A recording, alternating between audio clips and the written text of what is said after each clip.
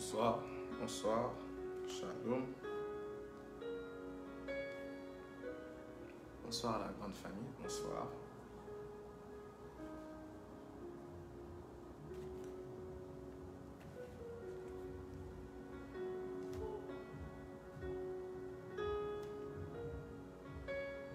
Bonsoir famille, soyez la bienvenue. Bonsoir.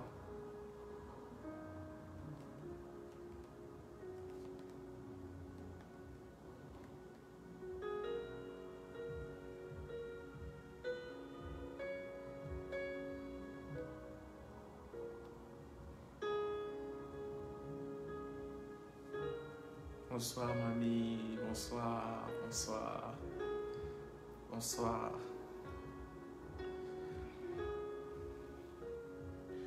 Soyez la bienvenue. Aidez-nous simplement à partager ces instants. Ainsi la grande famille sera au courant que nous sommes déjà là et ils sauront partager ces moments de partage et de prière avec nous.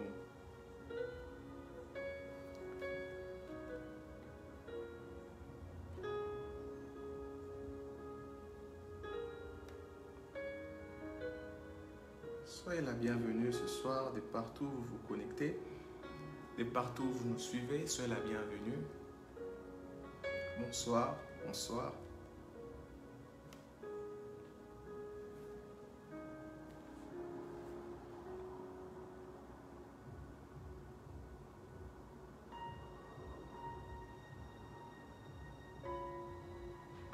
Alors moi de mon côté, je commence dans quelques secondes. Nous démarrons. Dans quelques secondes, nous démarrons. Aidez-nous à partager à plus d'une personne, à laisser savoir à plus d'une personne que nous sommes ici. 2, 3, 4 personnes. Mettez-le dans leur mur, inbox. Mettez-le dans votre mur. Que tout soit au courant que le culte a déjà commencé. Je suis battu avec une prière et avec une parole aujourd'hui. Je crois que le Seigneur nous fera abondamment du bien alors que nous serons en train de le partager. Bonsoir à toutes les personnes qui se connectent et grande est ma joie de passer ces merveilleux moments avec vous. Nous commençons très bientôt. Très bientôt. Très bientôt nous commençons.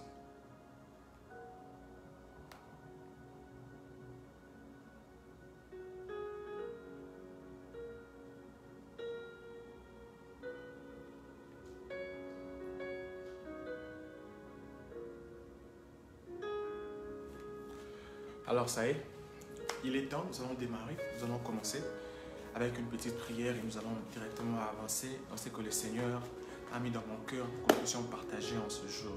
Prions. Seigneur, nous te disons merci, nous te rendons action de grâce. Nous te bénissons pour ce moment favorable que tu nous as accordé de nous retrouver autour de ton nom, autour de ta parole, autour de ton esprit, de ta sagesse. Je prie, Seigneur, que ta parole touche une destinée aujourd'hui. Sers-toi de ma bouche afin de libérer tes décrets, de libérer tes orientations, de libérer tes oracles, de libérer tes encouragements à ta nation. Que quelqu'un soit béni en ce jour, que quelqu'un retrouve la force en ce jour, que quelqu'un retrouve le courage en ce jour, et que cela soit pour ta gloire et ta gloire seule. In the name of Jesus. Nous avons ainsi prié. Amen. Comment nous allons? Est-ce que nous allons bien? Ça va ce soir? Est-ce que nous allons bien? Est-ce que ça va? Hallelujah, hallelujah. Est-ce que ça va? Est-ce que nous allons bien? Est-ce que vous me recevez très bien chez vous? Est-ce que le son est bon?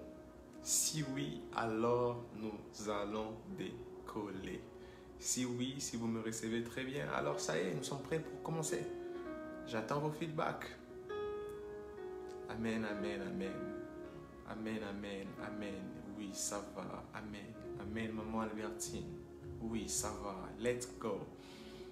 Pour ce soir, nous allons commencer avec la première écriture dans Matthieu chapitre 17. Matthieu chapitre 17. régorge la première écriture que nous aurons à partager ce soir. Let's go. Matthieu, chapitre 17. Matthieu, chapitre 17. Nous commençons dans le verset 14. Matthieu, chapitre 17. Voyons le verset 14. Se trouve là une écriture merveilleuse qui va nous bénir ce soir. Matthieu, chapitre 17, le verset 14. Il s'agit de l'un des meilleurs enseignants de l'histoire, de l'un des meilleurs des leaders qui serait en train de parler ici pour la plupart des cas. Si vous avez votre Bible, lorsque vous verrez votre Bible être soulignée en rouge, vous comprendrez que c'est Jésus lui-même qui parle, alors tirons attention toutes les fois qui sera en train de nous parler ici. Matthieu chapitre 17, le verset 14, la Bible déclare: Lorsqu'ils furent arrivés près de la foule, un homme vint se jeter à genoux devant Jésus et dit: Seigneur, aie pitié de mon fils, qui est lunatique et qui souffre cruellement. Il tombe souvent dans le feu et souvent dans l'eau. Je l'ai amené à tes disciples et ils n'ont pas pu les guérir. 17. Race incrédule et perverse, répondit Jésus. Jusqu'à quand serai-je avec vous? Jusqu'à quand vous supporterai-je? Amenez-le-moi. Jésus parla sévèrement au démon 18 qui sortit de lui et l'enfant fut guéri à l'heure même. Alors, les disciples s'approchèrent de Jésus et lui dirent en particulier: Pourquoi n'avons-nous pas pu chasser ces démons? 20. C'est à cause de votre incrédulité, leur dit Jésus. Je vous l'ai dit en vérité. Si vous aviez de la foi comme un grain de sénévé, vous diriez à cette montagne: transporte-toi d'ici, là, et elle se transporterait. Rien ne vous serait impossible.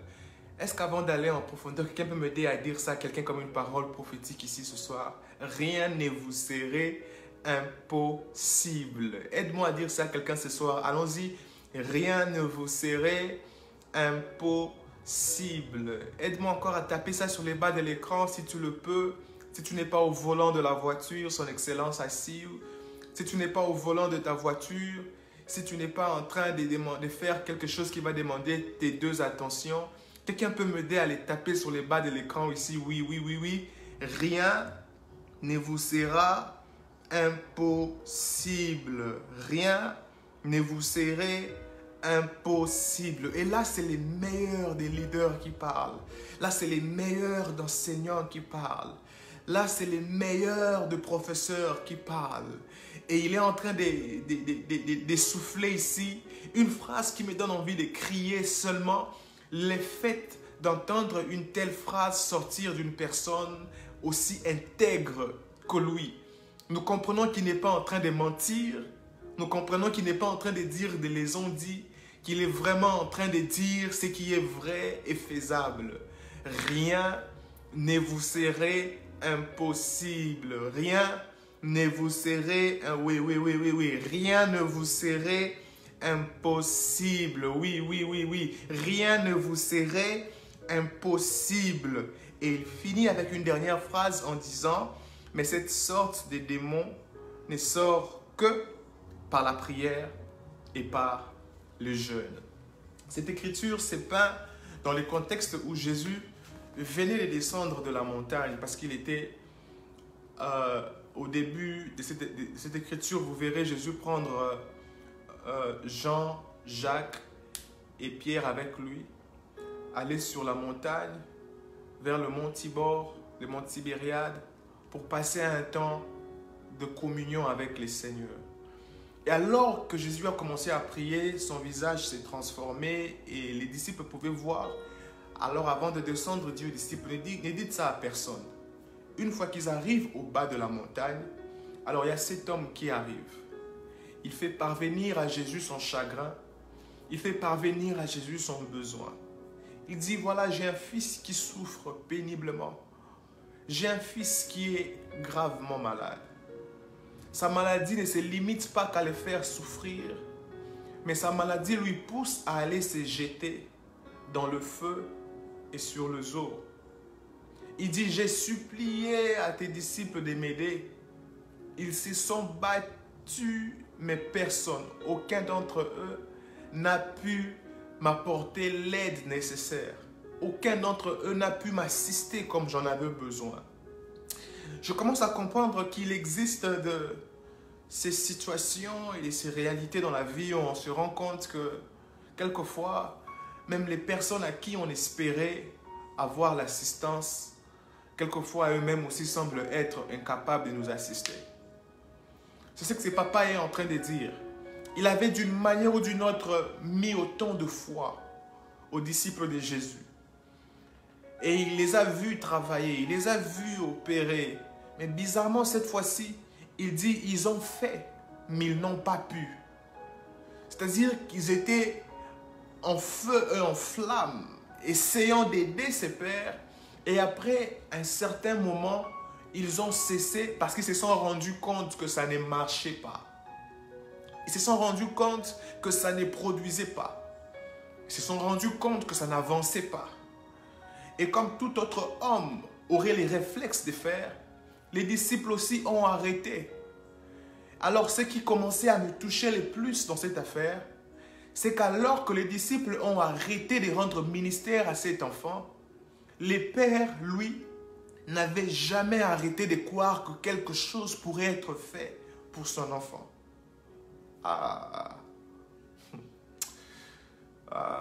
Voilà pourquoi je me pose la question, comment il se peut que d'autres personnes ont de problèmes et ils pensent que les autres seront les porteurs de leur situation plus que eux-mêmes. Ils pensent que les autres réfléchiront sur leur situation que eux-mêmes. Ils pensent que les autres viendront à la rescousse d'eux plus que eux-mêmes. La première des vérités que cette portion d'écriture introduit ici, c'est que personne ne peut te faire ou te donner ce que tu n'es pas prêt à te donner toi-même. Oui. Personne ne peut t'offrir ce que tu n'es pas prêt à t'offrir toi-même. Personne.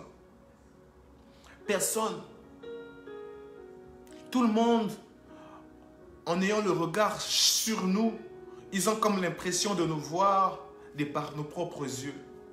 Ils ont comme l'impression de voir les situations qui nous arrivent de par nos propres yeux.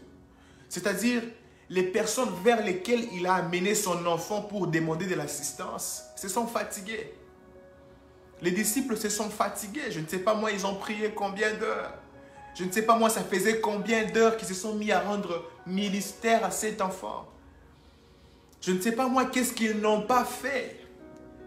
Mais à un moment donné, ils se sont fatigués et ils ont lâché prise. Alors même que les disciples lâchaient prise, quelque chose a captivé mon attention. C'est qu'alors que les disciples ont lâché prise, le père de l'enfant a dit, moi je n'abandonnerai pas. Moi je ne lâcherai pas. C'est mon enfant, c'est mon sang. C'est le prix de mon sacrifice. Aïe. C'est le prix de ma vigueur. C'est le prix de mes temps pénibles. Quoi qu'il arrive, même si les disciples les plus proches de Jésus, même si les disciples les plus rapprochés de Jésus semblent me dire qu'il ne peut être rien fait pour cet enfant, je ne lâcherai pas. Il pouvait aussi bien se décider, prendre l'enfant, retourner et dire voilà, ils ont dit que ça ne va pas jamais marcher, que ça ne va jamais arriver, que ça ne marche jamais. Lâcher prise et abandonner. À ma grande surprise, la Bible dit, lorsque les disciples ont abandonné, le Père est resté là. Il a gardé une certaine position interne. Il a gardé une certaine prédisposition interne.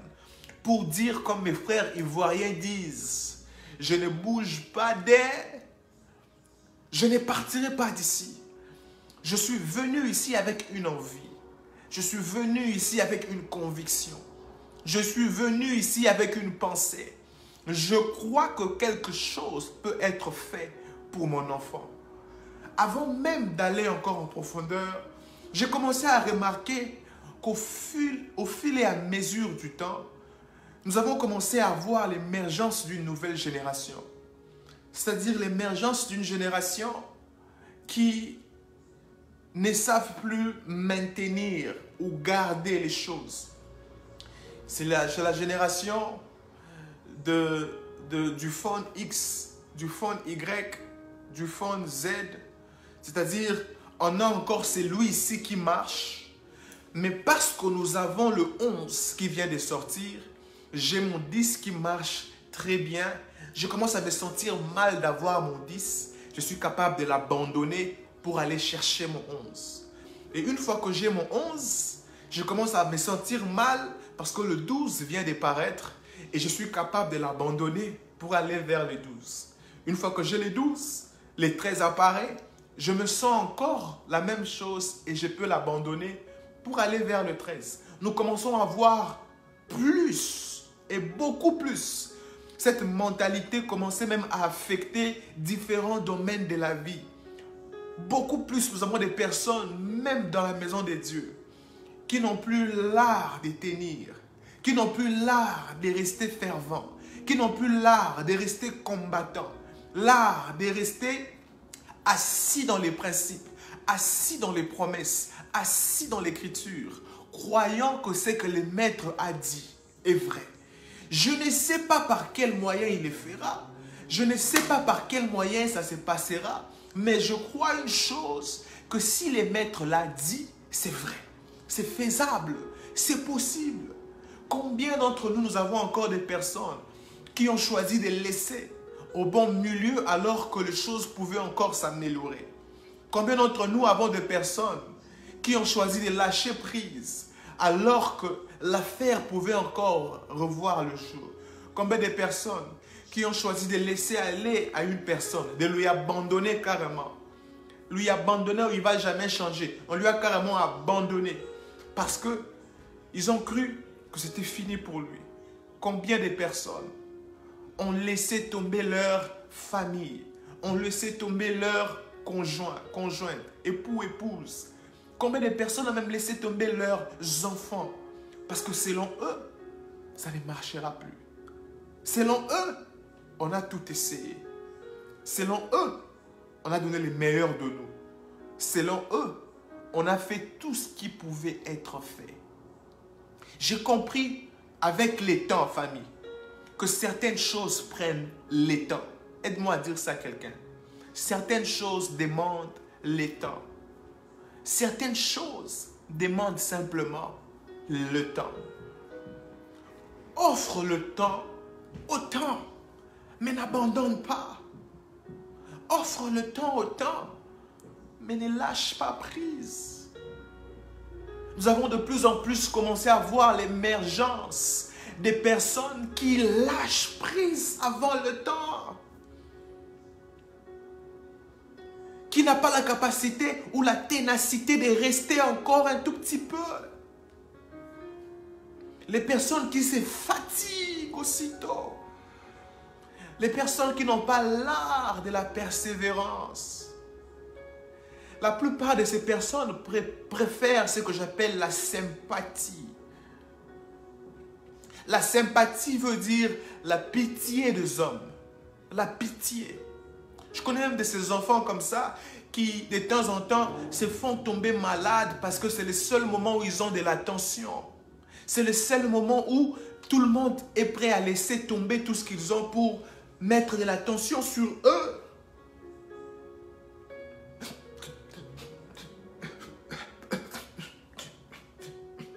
Quoi? Ça ne va pas? Ils veulent la sympathie. Alors là, c'est en ce moment-là qu'on demande le plat préféré qu'on a toujours rêvé manger.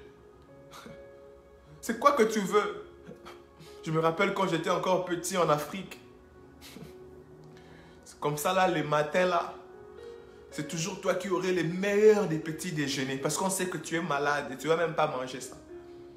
Et même si tu faisais les faux malades, tu dois maintenant te forcer de faire semblant de ne pas aimer la nourriture que tu as demandé. Parce qu'on t'amènera un bon déjeuner. Des très bonnes omelettes avec des saucisses à l'intérieur. Et tu es obligé de faire semblant de ne pas l'aimer.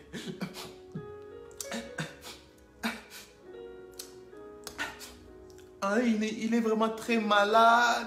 C'est comme ça qu'on te donne toute l'attention. Et puis on te demande, tu veux prendre quoi pour le lunch? Tu veux manger quoi pour le lunch? Et tu dis encore ce que tu aimes manger pour le lunch.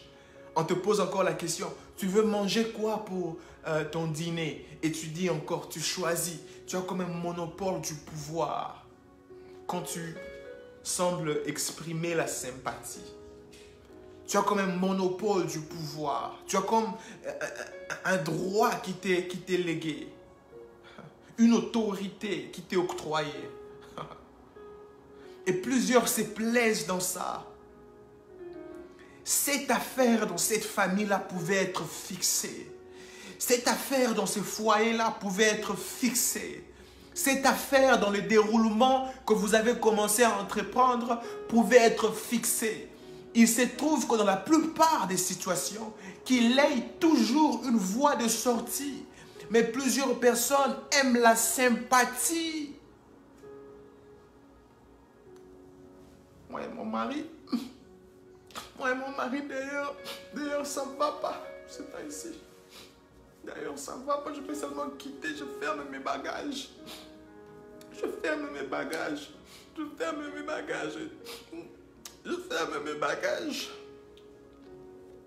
La génération fast food, la génération microwave, la génération highway, fast everything, fast everything. Nous avons perdu l'art du combat. Nous avons perdu l'art de la persévérance. Nous avons perdu l'art, la capacité de savoir rester tenace, fidèle et fort. La Bible dit dans Apocalypse, c'est celui qui vaincra qui aura la couronne. C'est lui qui vaincra. Il n'existe pas de vainqueur sans combat, frère.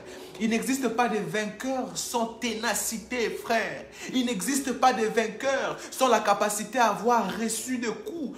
Quand la Bible dit que nous sommes plus que vainqueurs, il n'existe pas de plus que vainqueur sans qu'il n'ait quelqu'un qui a vaincu.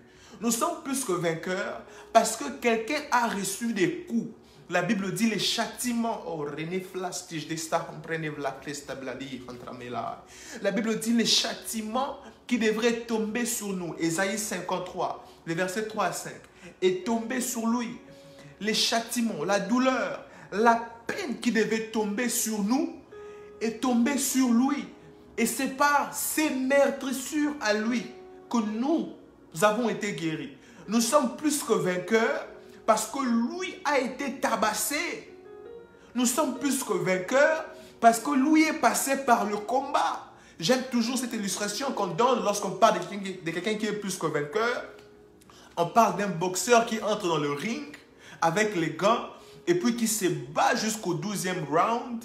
Il sort avec le visage dégonflé, ses lèvres brisées, les sangs qui coulent de son visage, quelquefois de ses oreilles, parce qu'il a reçu des coups. Et quelquefois, quand il sort comme ça, avec sa ceinture, il prend la ceinture, il donne à sa femme. Il donne à sa femme, ou bien il donne à son père, ou bien il donne à sa mère. Ceux-là sont plus que vainqueurs, parce qu'ils n'ont rien fait, mais ils ont joui de ce que l'autre a fait. Mais ils sont quand même appelés à rester et à observer les combats. À rester et à croire que ce combat va aller en leur faveur. Ils sont quand même quelquefois appelés aussi à mimiquer les expressions du combat alors que le combat est en déroulement.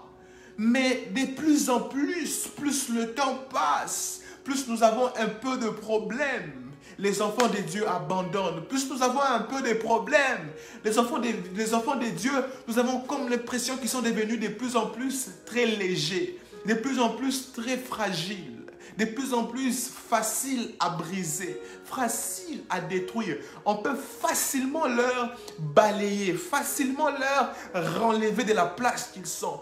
Où sont les personnes qui ont des convictions internes dans leur cœur?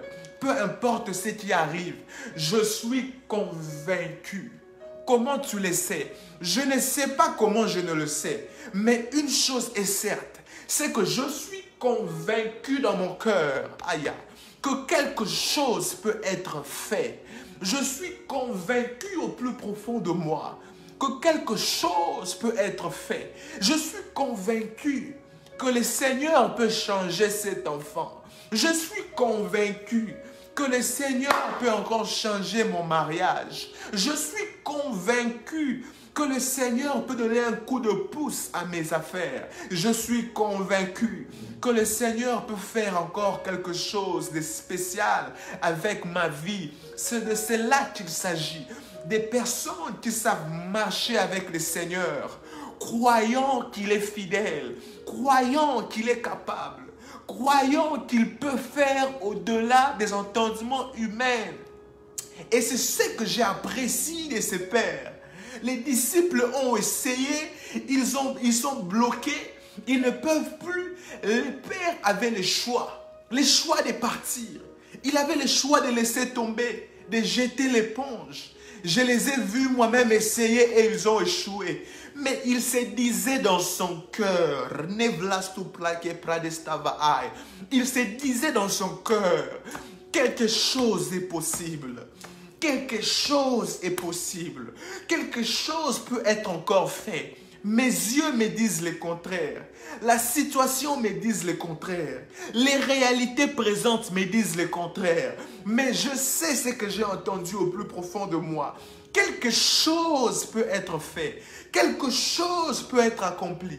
J'ai remarqué que toutes les personnes qui marchent avec le Seigneur, de temps en temps, ils rencontrent des réalités qui vont à l'encontre de ce qu'ils pensaient arriver à leur direction. Je me suis rendu compte que toutes les fois que les personnes ont marché avec le Seigneur dans la Bible, ils ont toujours comme eu l'impression que les choses allaient dans une direction au sens contraire qu'eux pensaient que ça irait. C'est parce que le Seigneur doit se manifester en Seigneur. Le Seigneur doit se manifester en Dieu. Le Seigneur doit se manifester en maître des temps et des circonstances. Allons dans Exode chapitre 13. La Bible déclare, Exode chapitre 13. Exode chapitre 13. Nous allons revenir dans Matthieu. Exode chapitre 13. Le dernier verset. La Bible déclare, l'Éternel allait devant eux les jours dans une colonne de nuée pour les guider dans leur chemin. Le verset 21, je commence au verset 21. Et la nuit, dans une colonne de feu pour les éclairer, afin qu'ils marchassent jour et nuit. Alléluia. Certains croyants ne savent pas que Dieu a déposé en eux les potentiels de marcher. Écoute, jour et nuit. Aïe.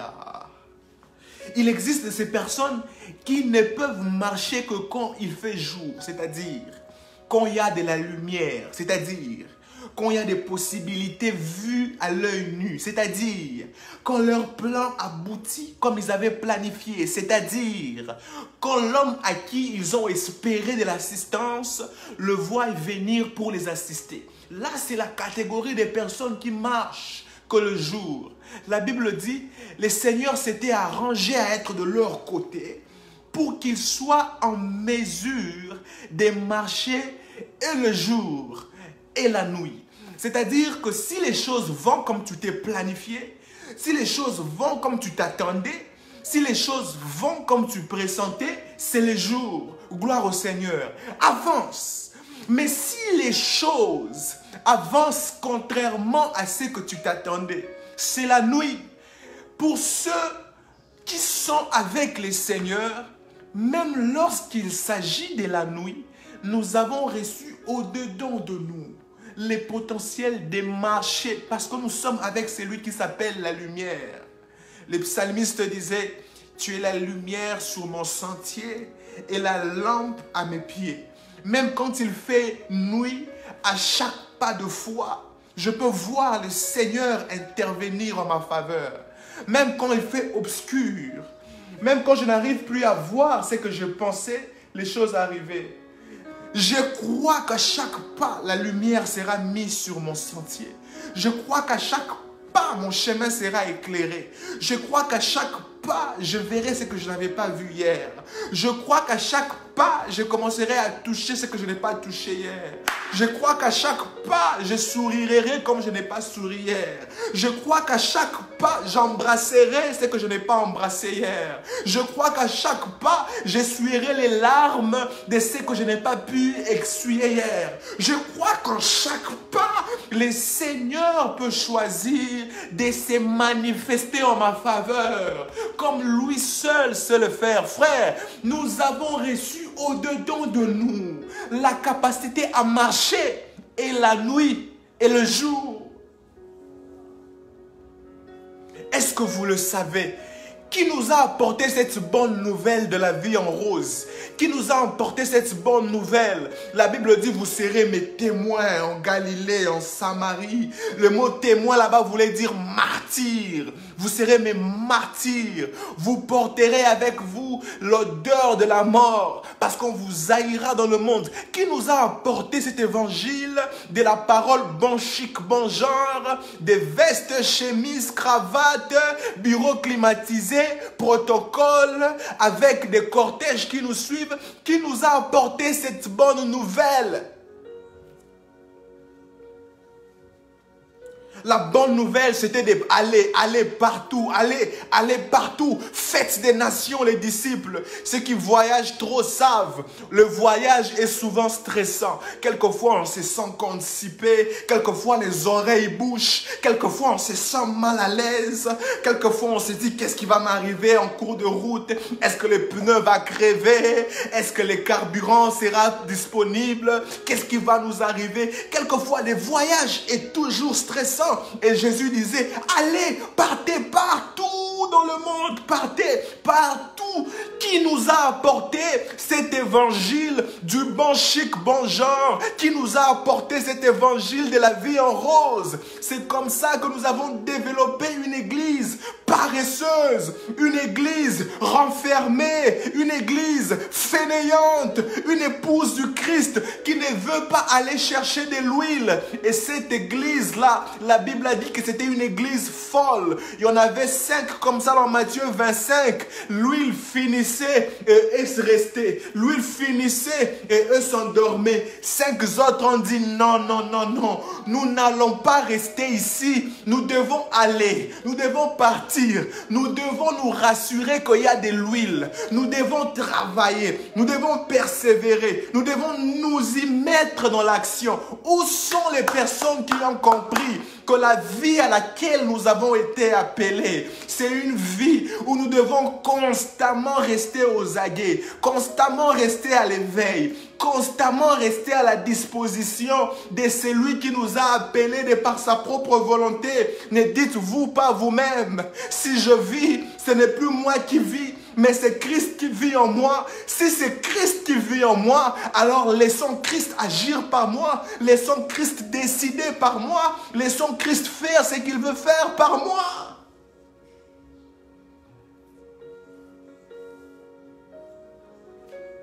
Qui nous a amené cet évangile du patronage, du leadership? Qui nous a amené ça?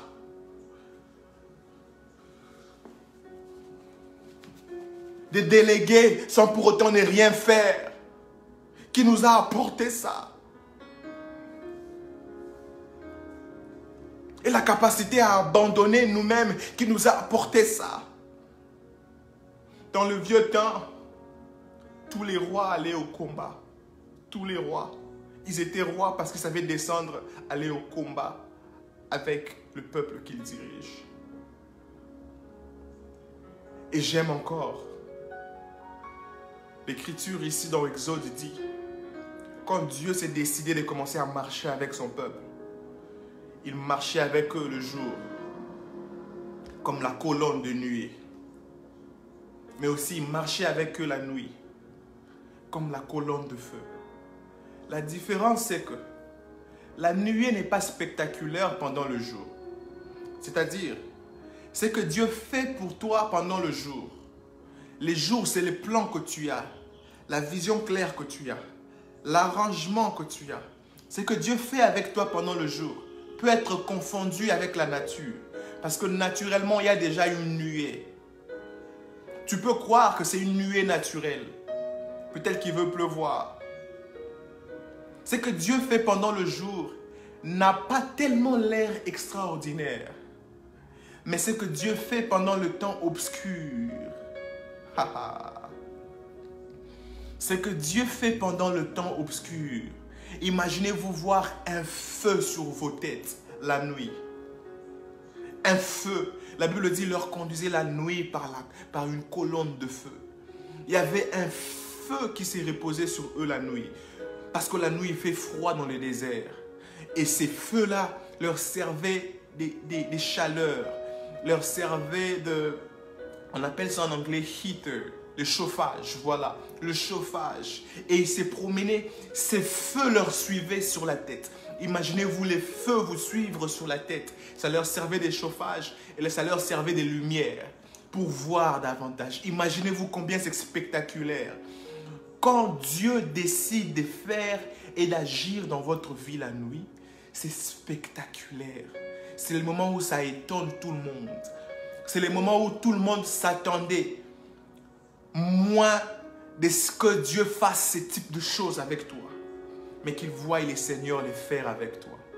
Et à tout cœur persévérant ici, je lève ma main droite et je déclare dans le nom de Jésus que Dieu fasse pour toi ce qu'aucun homme n'avait cru qu'il pouvait faire pour toi. Que dans les pronostics que les hommes pouvaient avoir pour ta vie, que dans les pronostics que les gens pouvaient prédéfinir sur ta vie, que le Seigneur t'amène là où personne n'a soupçonné qu'il t'amènerait un jour dans le nom de Jésus.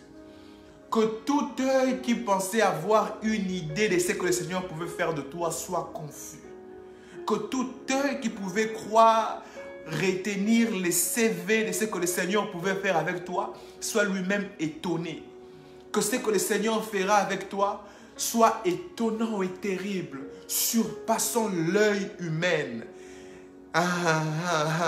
Du type la colonne de feu sur la tête, du type du jamais vu, même si ça voudra dire que tu sois la première personne à passer par ces réalités, que le Seigneur les fasse avec toi dans le nom de Jésus.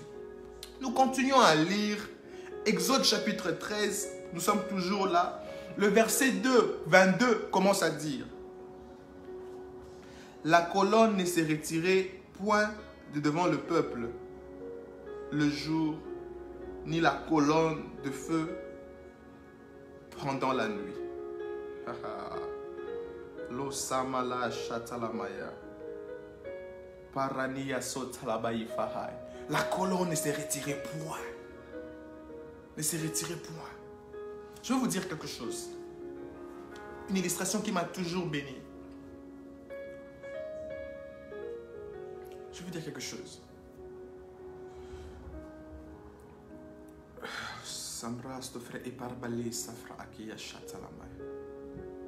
J'ai parlé de temps avant d'arriver ici. J'ai dit qu'il faut quelquefois donner le temps au temps avant d'en arriver ici. Donner le temps au temps. Et le Seigneur s'était arrangé à mettre la colonne pour que la colonne de nuée aussi serve de couverture. C'est-à-dire que le peuple d'Égypte, lorsqu'ils ont libéré le peuple d'Israël, Pharaon s'est rendu compte qu'il a mal agi, qu'il a mal décidé. Alors il renvoie sa troupe pour poursuivre le peuple d'Israël, qui était à peu près 2 millions de personnes, peut-être même que plus, marchant à pied. Vous comprendrez que leur vitesse devait être lentement parce que tout le monde avait à peu près quelqu'un devant lui. Les autres avaient des enfants. Donc la marche était lente et ils étaient nombreux. Chacun devrait essayer de prendre ce qu'il transportait avec lui. Alors que les Égyptiens avaient des chevaux, ils avançaient plus vite, c'est-à-dire qu'ils pouvaient rapidement arrêter les enfants d'Israël.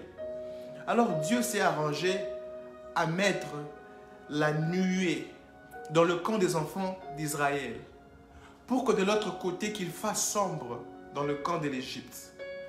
Alors l'Égypte est automatiquement ralentie et par cela, ils n'ont pas le temps de venir détruire les enfants d'Israël au bon milieu du désert. Les enfants d'Israël avancent lentement, ils sont conscients qu'ils avancent lentement, mais ils sont inconscients de ce que Dieu est en train de faire avec eux pendant qu'ils sont en train d'avancer lentement. Eux sont conscients qu'avec ces rythmes, si nous avançons, certainement les Égyptiens vont nous arrêter. Mais les Égyptiens ne les ont jamais arrêtés en aucune fois. Parce que le Seigneur s'était arrangé à renverser quelque chose qui ferait à ce que les Égyptiens ne les arrêtent jamais et que eux, avec leur vitesse d'accélération, qu'ils arrivent à destination sans que les Égyptiens mettent la main sur eux. N'est-ce pas beautiful? Que quelquefois, la plupart des choses que nous nous imaginons, la plupart des choses qui font abandonner les gens, ne sont même pas des choses qui vont arriver. Ce sont des idées qui finissent par remplir. C'est-à-dire que nous n'avons pas fini de faire tout ce que nous devons faire et nous finissons par dire, ça y est, on jette l'éponge. Nous sommes au bon milieu du désert. Avec cette vitesse, nous n'arriverons pas. On jette l'éponge. Alors que Dieu a changé quelque chose dans l'atmosphère que nous ne ressentons peut-être pas dans notre corps, que nous ne voyons peut-être pas avec les yeux physiques, mais qui existe, qui est présente et qui est réelle. Et la Bible commence à dire, dans le verset 17, pourquoi le Seigneur avait choisi les chemins du désert. Exode 13, le verset 17, lorsque Pharaon laissa aller le peuple, Dieu ne les conduisit pas par les chemins du pays des Philistins, quoique le plus proche. Car Dieu dit, le peuple pourrait se repentir en voyant la guerre et retourner en Égypte. Mais Dieu fit faire au peuple un détour par le chemin du désert vers la mer Rouge. Les enfants d'Israël montèrent en armes hors du pays d'Égypte. Dieu savait qu'il existait les chemins les plus courts. Et c'était celui des chemins des Philistins. Toutes les fois que tu traverses des moments difficiles, dis-toi toujours que Dieu sait qu'il existe un chemin le plus court. Toutes les fois que les choses semblent être compliquées, les choses semblent être difficiles, les choses semblent devenir beaucoup plus robustes qu'on ne l'imaginait. Dites-vous toujours que Dieu sait que dans cette situation, qu'il se pourrait qu'il existe un chemin le plus court. Dieu serait capable, les tout-puissants, on l'appelle les dieux de toute possibilité, l'omnipotent, c'est qu'il peut, par sa puissance infinie, te conduire par un chemin le plus court. Mais s'il choisit de te conduire par ce chemin-là, c'est parce qu'il veut bâtir en toi quelque chose. Et quelquefois, cette chose, je l'appelle la persévérance. La persévérance.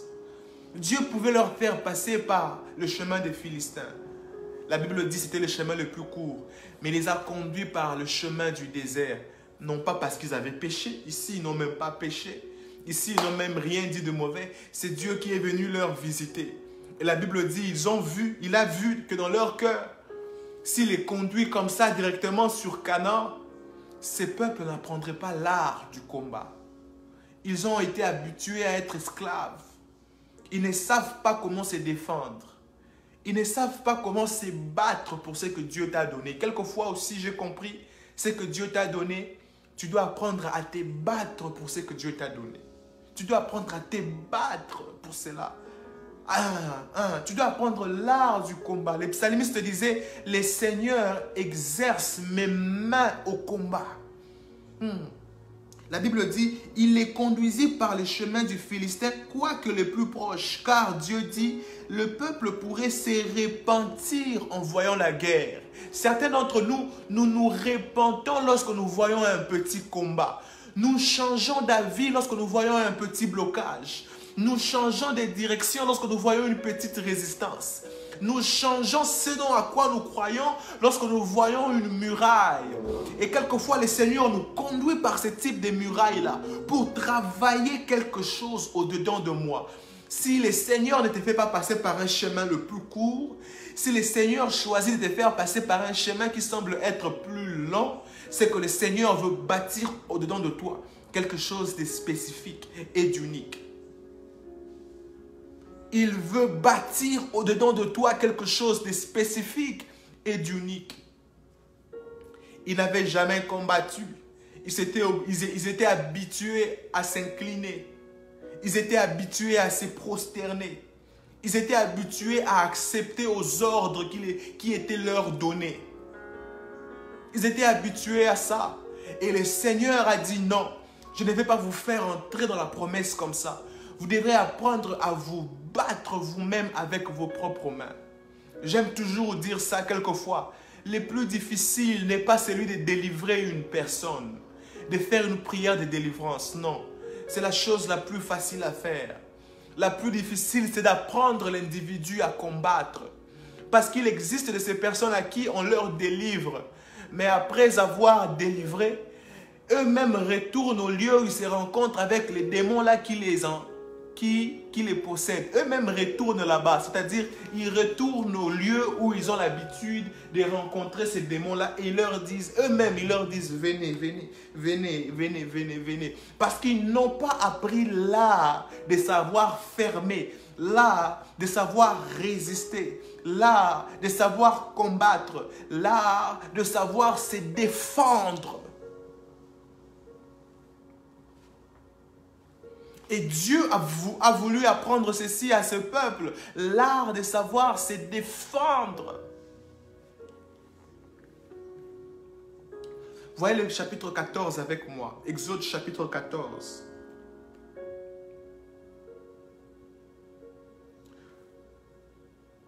Commençons au verset 11.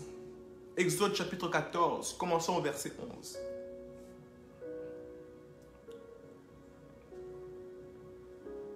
Là, c'est les enfants d'Israël qui dirent à Moïse, « N'y avait-il pas de sépulcres en Égypte, sans qu'il fût besoin de nous mener mourir au désert? Que nous as-tu fait en nous faisant sortir d'Égypte? N'est-ce pas là que nous te disions en Égypte, laisse-nous servir les Égyptiens? Car nous aimons mieux servir les Égyptiens que de mourir au désert. Qui vous a dit que vous mourirez au désert? Car nous aimons bien rester en Égypte que de venir mourir au désert. Qui vous a dit que vous mourirez là-bas? C'est parce qu'ils ont entendu la troupe des Égyptiens venir avec des chevaux derrière eux, ne sachant pas que Dieu avait déjà mis en place la colonne de nuée. Ils commençaient à pleurnicher. Qui vous a dit que vous mourirez?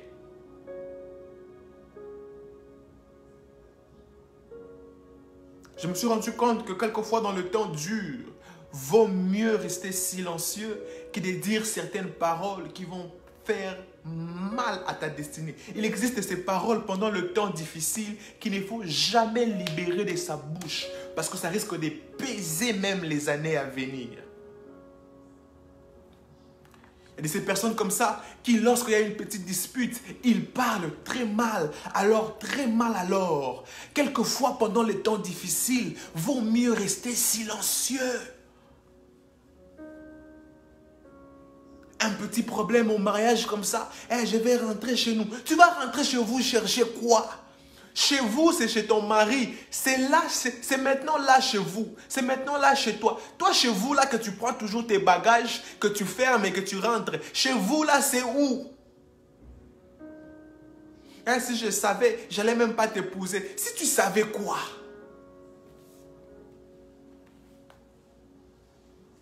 Il y a de ces personnes qui disent des paroles après, qui regrettent plus tard. Les moments durs, quelquefois, vaut mieux les traverser en déclarant les paroles de foi. Les moments durs, vaut mieux les traverser en priant. Les moments durs, vaut mieux les traverser en persévérant avec les larmes dans la prière. Mais ne pas dire certaines paroles que vous allez regretter plus tard.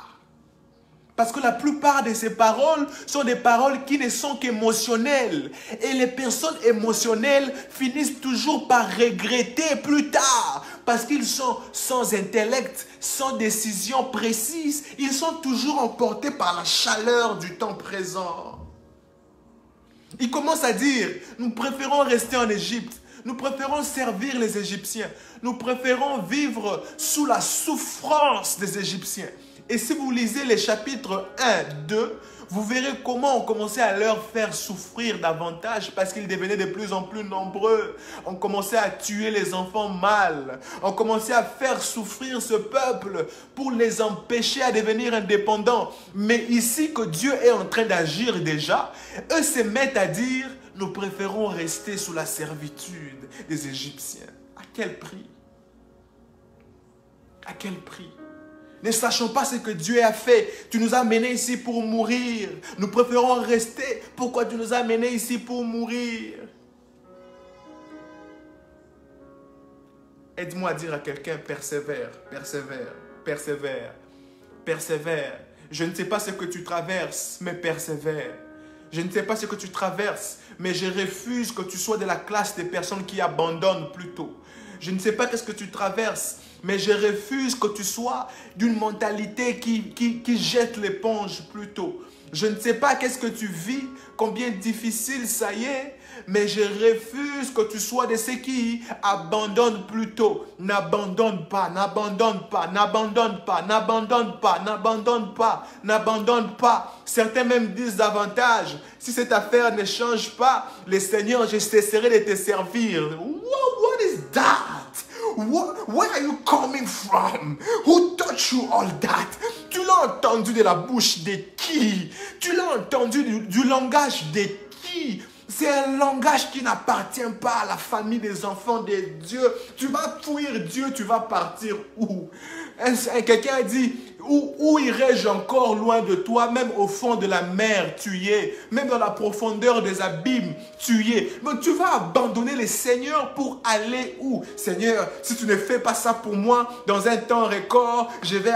Tu vas abandonner le Seigneur pour aller où? Parce que si le Seigneur ne le fait pas pour toi, dans le temps que tu t'es donné, rappelle-toi néanmoins qu'il est le maître de temps et des circonstances. Qui pouvait croire qu'à 90 ans, une femme comme Sarah pouvait concevoir. Qui pouvait croire que les douleurs d'enfantement, qui pouvait croire que les caprices d'enfantement viendraient avec une vieille mère de 90 ans. Qui pouvait croire ça? Qui pouvait croire à ça? N'abandonne pas, n'abandonne pas, n'abandonne pas, n'abandonne pas, n'abandonne pas, n'abandonne pas. Le verset 13 maintenant, alors qu'ils sont venus pour dire à Moïse, pourquoi tu nous as amenés pour mourir ici? Moïse n'a vraiment pas encore entendu. Mais Moïse est quelqu'un qui a commencé à marcher avec le Seigneur de le chapitre 3. Il a marché avec le Seigneur dans le chapitre 3. Il a marché avec le Seigneur dans le chapitre 4. D'ailleurs, dans le chapitre 4, Moïse voit le Seigneur lui dire, prends ton bâton, jette-le. Il prend son bâton, il jette, il voit son bâton devenir serpent. Moïse a déjà été dans des conditions dans lesquelles il a eu peur. Moïse a déjà été dans des conditions dans lesquelles il a senti la chaleur de poule monter. C'est un serpent. Son propre bâton est devenu incontrôlable. C'est-à-dire, la situation que tu maîtrisais est devenue incontrôlable. C'est maintenant un serpent qui peut te faire du mal. Moïse a lui-même été là autrefois. Et Dieu lui dit, écoute, touche ce serpent par la queue. C'est encore plus dangereux. que de toucher un serpent par la queue.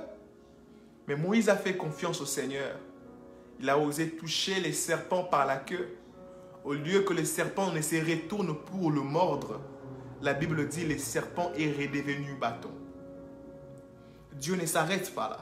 Dieu lui dit encore quelque chose. Là, c'est en Exode chapitre 4.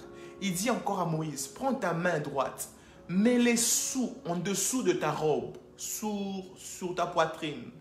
Mets-le là-bas. Il met sa main sur sa poitrine, il sort, sa main était devenue remplie de lèpre. Il remet à l'intérieur, il sort, sa main est guérie. Ces deux signes étaient si importants pour que Moïse apprenne à marcher avec le Seigneur. Pourquoi? Parce que le premier signe, Dieu voulait dire à Moïse que même si les situations de la vie se transformaient comme ce serpent qui est capable de te faire du mal, de nuire à ta destinée, je veux que tu saches, toutes les fois que tu me feras confiance et toutes les fois que tu choisiras à m'obéir, toutes les fois que tu croiras que j'ai toujours raison, tu verras combien je te délivrerai de tous tes ennemis. Le premier signe voudrait dire à Moïse, toutes les fois que tu me feras confiance, je te délivrerai de tous tes ennemis sur le chemin de ta destinée. Le second message, lorsqu'il mit sa main dans sa poitrine et qu'il sortit sa main, le second message voulait dire à Moïse, quand tu choisis de me faire confiance, il se pourrait que tu aies encore dans ton cœur des imperfections. C'était ça la lèpre. La lèpre était des infections. Il se pourrait que tu aies encore dans ton cœur les infections. Il se pourrait que face à tes yeux, que tu sois conscient du combien les choses ne sont point parfaites. Mais si tu me choisis, et si tu choisis de faire confiance à ce que je te dis, tu me verras changer tes imperfections en perfection. Tu me verras changer tes lèpres en pureté, tes maladies en guérison, tes difficultés. Tu me verras les changer en possibilités. Si tu choisis de me faire confiance. Moïse a déjà été lui-même comme leader dans cette position-là où la vie a eu un autre tournant. Alors qu'il était avec le Seigneur, son propre bâton est devenu serpent. Sa propre main a commencé à pousser la lèpre qui venait de son cœur. Et il a vu Dieu agir comme personne d'autre ne pouvait le faire. Alors que tous ces peuples commencent à crier pour dire « Pourquoi tu nous as menés ici pour mourir ?» Écoutez la réponse de Moïse dans Exode 14, le chapitre 13, les versets suivants. Le verset suivant, Moïse dit, Moïse répondit au peuple, « Ne craignez rien, restez en place et gardez la délivrance que l'Éternel va vous accorder en ce jour. » Aïe! Ce n'est pas Dieu qui lui a dit de dire ça. Aïe! Ce n'est pas Dieu qui lui a dit de dire ça, non. La Bible ne lui a pas dit, Dieu lui a dit de dire au peuple d'Israël, non. Il connaît les dieux qu'il sert. Il connaît les dieux avec lesquels il marche. Il connaît les dieux qu'il a choisi de donner sa vie. Il connaît les dieux qu'il lui avait envoyés. Et il commence à leur encourager, ne sachant pas qu'il était en train de prophétiser. Quelquefois, lorsqu'on connaît les dieux de la Bible, on pense s'encourager en disant certaines paroles, alors qu'on est en train de prophétiser. Lorsqu'on croit au Dieu de la Bible, quelquefois on pense être positif. On pense être seulement quelqu'un qui est en train de s'encourager, ne sachant pas qu'on est en train de libérer des prophéties dans l'atmosphère, qu'on est en train d'expliquer au temps futur comment les choses se passeront. Moïse est en train de dire, ne craignez rien, restez en place et regardez la délivrance que le Seigneur va vous accorder, pas demain, mais en ce jour. Car les Égyptiens que vous voyez aujourd'hui, vous ne le verrez jamais. Dieu ne l'avait pas dit de dire ça. Il prophétisait par l'inspiration de la grâce. Il prophétisait par l'inspiration de la relation qu'il a avec le Seigneur. Il connaît les dieux des Écritures. Quelquefois, tu peux choisir ce que tu as vécu avec le Seigneur. Tu peux choisir ce que les autres ont vécu avec le Seigneur. Tu peux choisir ce que certains dans la Bible ont vécu avec le Seigneur et l'attribuer, les personnaliser pour ta vie et dire, Seigneur, comme tu as été avec Néhémia, qui allait rebâtir les murailles, qui étaient détruites et ruinées, malgré la persévérance de Sambala et Tobija, je crois aussi qu'avec moi, malgré la persévérance des personnes qui viennent me combattre, malgré la persévérance des conditions qui viennent en mon encontre, malgré la persévérance des situations qui semblent marcher à l'encontre de ce que j'ai planifié, à l'encontre de ce que je voyais, tu peux choisir de dire, le Dieu de Néhémia est mon Dieu, le Dieu d'Abraham est mon Dieu, le Dieu d'Isaac est mon Dieu, qui a creusé et les Philistins venaient mettre de la poussière. Le Dieu de la Bible est mon Dieu. Le Dieu qui a marché avec les héros de la foi, qui ont choisi de persévérer, qui ont choisi de ne pas abandonner, qui ont choisi de croire que la parole de Dieu est vraie, que Dieu est le même hier, aujourd'hui et éternellement. Ceux qui ont choisi de croire, qui ont serré la parole dans leur cœur, qui ont avancé avec une parole. Il est fidèle, il est fidèle. C'est lui qui a fait la promesse est fidèle. C'est lui qui a dit est fidèle. C'est lui qui a déclaré est fidèle. C'est lui qui a parlé est fidèle. Tu peux choisir de croire que Dieu est fidèle et que ce qu'il a dit, il va l'accomplir. Et marcher avec la vérité des Écritures. Frère, laisse-moi te dire quelque chose. Dieu est suffisant. Jésus est suffisant. La parole de Dieu est suffisante. Nous avons en nous tout ce qui nous suffit pour avancer avec confiance et sérénité dans le chemin de la destinée. Nous avons en nous tout ce qu'il suffit pour avancer avec confiance et sérénité.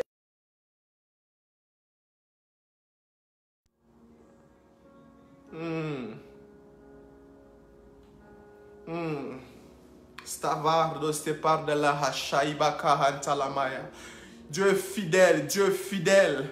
Et ce Dieu fidèle nous est suffisant, je le crois. Je le crois, c'est pour ça que nous sommes appelés croyants. Je le crois, je crois. Même s'il ne me dit rien. Certains d'entre nous aiment aller, Sakola. Dieu dit quoi? Sakola, Dieu dit quoi? Dieu n'avait rien dit à Moïse. Même lorsque Dieu semble être silencieux dans une circonstance de la vie, je ferai confiance à ce qu'il m'avait dit autrefois. Si Dieu ne me dit rien aujourd'hui, je croirai à ce qu'il m'a dit hier. C'est pour ça que nous sommes appelés croyants. Nous croyons, je crois. Mondimi, believer, that's who Sakambaramaya, believer, croyant, je crois, c'est ce que je sais faire. Je ne sais peut-être pas me battre, je ne sais peut-être pas planifier, je ne sais peut-être pas par quel chemin je peux passer, mais je peux croire. Je suis croyant, je suis devenu enfant de Dieu par croyance. Avec la foi, j'ai cru et j'ai reçu une nouvelle identité. Je suis devenu enfant de Dieu et quelquefois les tickets, les billets dans le chemin de la vie se passent par la même croyance, par la même foi. Je crois seulement. Comment ça va se faire? Je ne sais pas. Je crois seulement. Comment ça m'arrivera? Je ne sais pas. Je crois seulement. Quand ça arrivera? Je ne sais pas. Je crois seulement. Je crois qu'il est capable. Je crois qu'il peut. Je crois qu'il peut intervenir. Je crois qu'il peut agir. Je crois qu'il peut s'élever. S'il ne s'élève pas les premiers en alpha, je crois qu'il est Emmanuel. Il peut s'élever pendant le chemin. S'il ne s'élève pas pendant le chemin en Emmanuel, je crois qu'il est Oméga.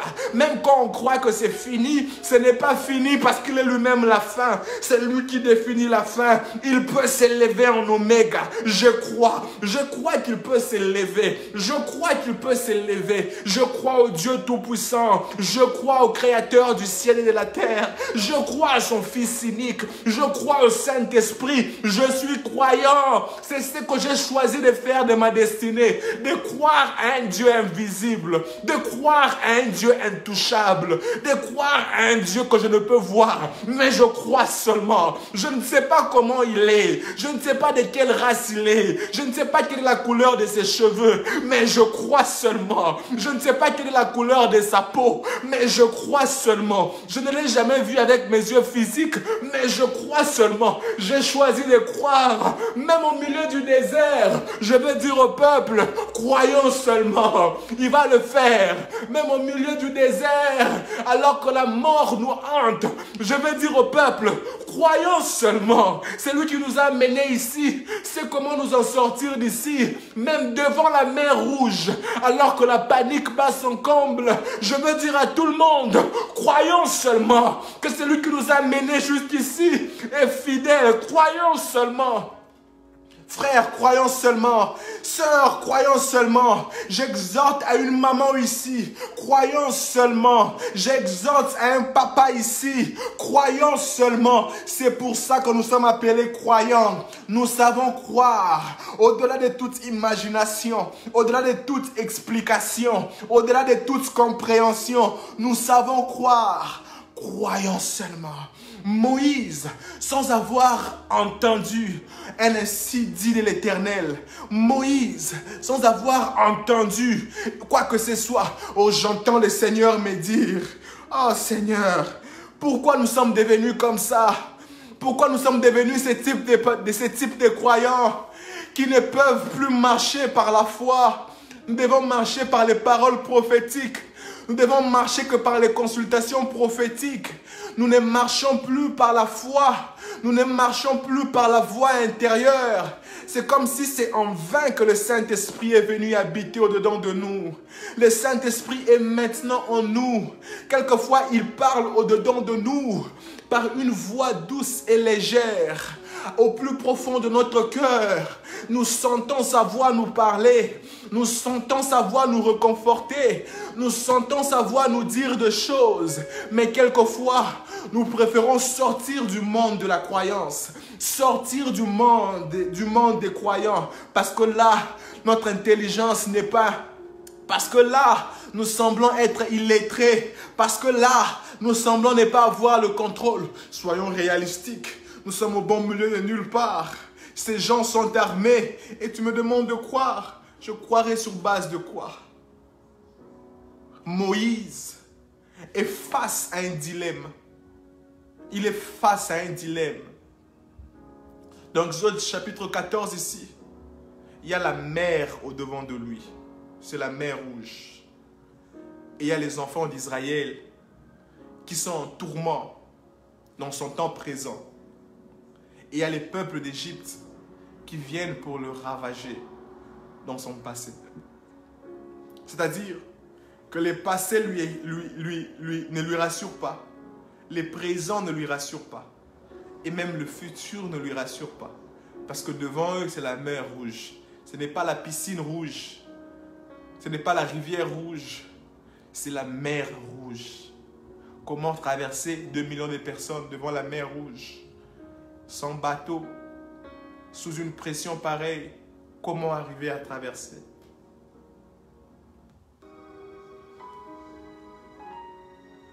Mais Moïse démontre une attitude que doit emprunter chaque croyant. Démontre une attitude que doit transporter chaque personne qui décide de croire.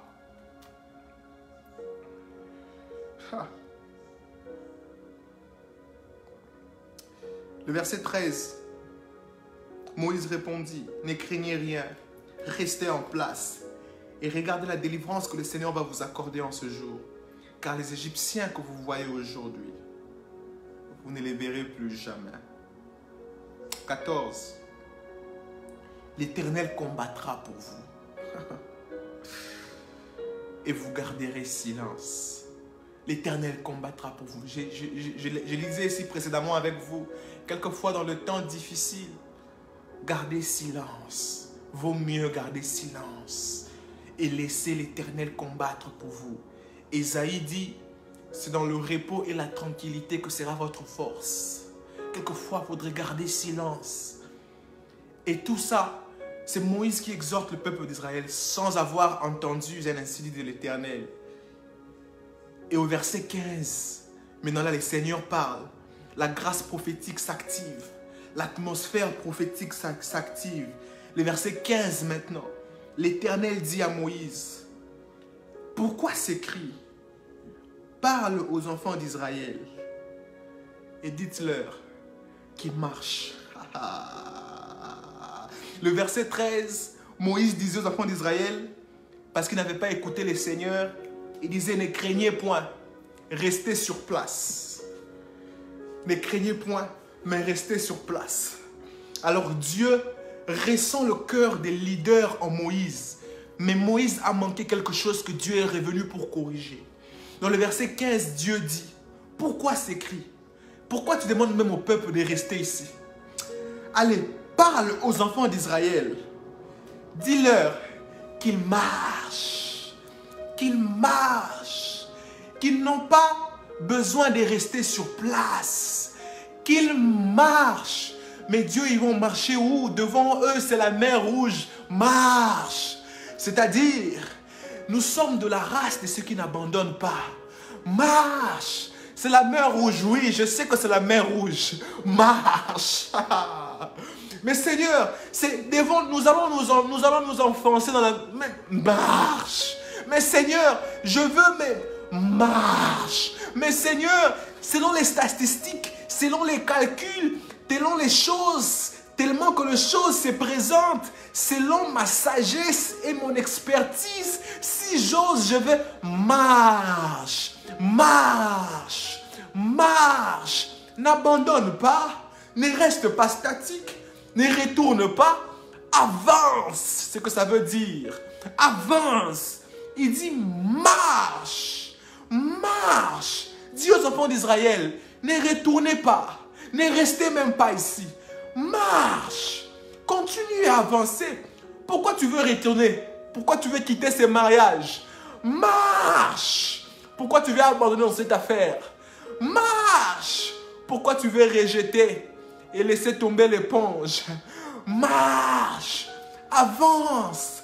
Continue à faire ce que tu peux faire. Et le verset 16, il dit maintenant à Moïse, toi, lève ta verge et étends ta main sur la mer et fends-la. Et les enfants d'Israël entreront au milieu de la mer à sec. Dis aux enfants d'Israël d'avancer, mais entre-temps, toi, tu as des choses à faire. Voilà ce que tu dois faire. Toi, n'attends pas un miracle, mais toi, performe un miracle. Aïe. Et la peur nous fait attendre un miracle, mais la foi nous fait performer le miracle. Il dit à Moïse, dis déjà aux enfants d'Israël qu'ils vont traverser. Dis-leur d'avancer. Pendant qu'ils sont en train de continuer d'avancer, voici ce que toi tu vas faire. Toi ne continue plus à attendre un miracle. Toi étends ta main. Aïe, aïe, aïe, aïe, aïe, aïe, aïe, aïe, aïe, aïe. Étends ta main. Toi étends ta main. Et n'attends plus un miracle. Performe le miracle. C'est-à-dire, agis. Déclare les déclarations de foi. Parle. Il dit à Moïse, toi, fais-la. Toi, fais-la. Il dit même pas à Moïse, parle-moi. Et moi, je veux chercher à vider la mer Rouge en deux. Non. Il dit, toi, Moïse, toi-même, étends ta main toi-même. Et toi, divise la mer Rouge, toi-même. La mer là, toi-même là. Toi, Moïse, toi là-même. Divise la mer Rouge et fais-la. Et il dit, les enfants d'Israël vont traverser la mer Rouge à sec. Aïe! Et vous savez, la mer est profonde. La mer et profonde. J'ai compris dans ces textes ici que lorsque Dieu opère le miracle, c'est-à-dire que dans un miracle se cachent toujours plusieurs miracles. J'ai commencé à comprendre dans ce texte ici que lorsque nous voyons une performance d'un miracle, j'ai compris que dans chaque miracle se cache toujours un paquet de miracles. Parce que Dieu est en train de dire à Moïse que le peuple va traverser la mer à sec. C'est-à-dire que même si les eaux se divisaient, il restera un trou profond. Il restera une profondeur. Non, si les peuples se mettaient à sauter, ils vont tous se casser. Et surtout si la terre est à sec. C'est-à-dire qu'au-delà du fait que Dieu ait divisé la mer en deux, Dieu a appelé le sec de monter à la surface pour que les enfants d'Israël ne sautent pas, mais qu'ils avancent à sec. La Bible n'a même pas dit qu'ils sont allés vers les vallées. Non, la Bible a dit qu'ils ont traversé. Qu'ils avaient comme l'impression d'être dans une surface plane. Parce que Dieu a ramené certaines réalités vers eux. J'ai envie de lever ma main droite comme Moïse ici et de prophétiser dans le nom de Jésus. Pour cette situation-là pour laquelle tu as décidé de persévérer. Pour cette situation pour laquelle tu as décidé de croire au Seigneur. Alors que je lève ma main droite comme Moïse, que Dieu ramène à ta disposition les éléments de ta solution dans le nom de Jésus. Qu'alors que tu vas avancer par la foi, qu'alors que tu vas marcher dans ta foi, par la foi, que le Seigneur ramène à ta disposition les éléments de tes solutions dans le nom de Jésus.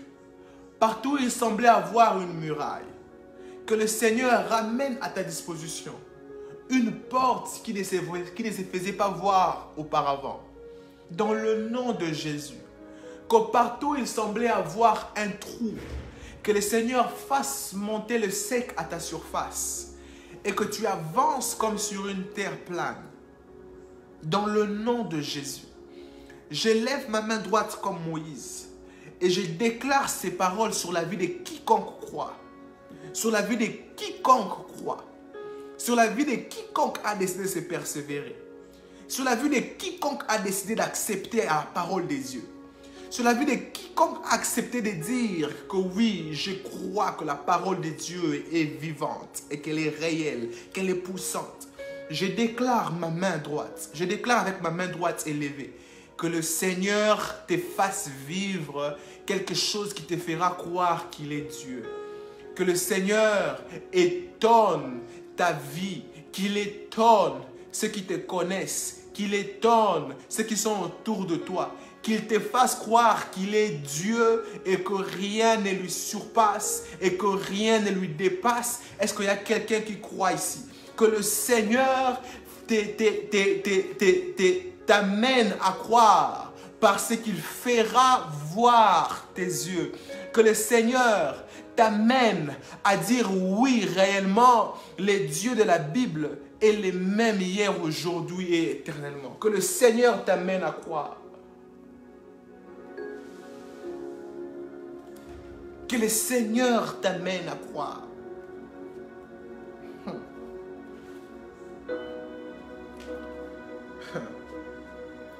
Parce que la Bible commence à dire, lorsque Moïse élevait la main, Dieu lui dit, tu élèveras la main,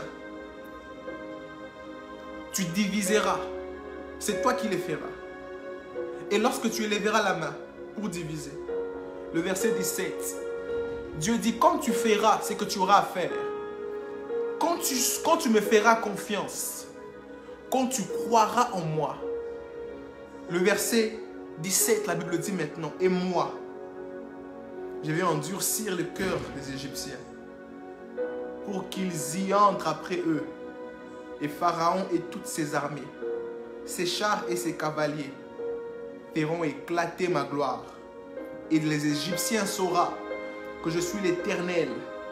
Quand Pharaon, ses chars et ses cavaliers auront fait éclater ma gloire.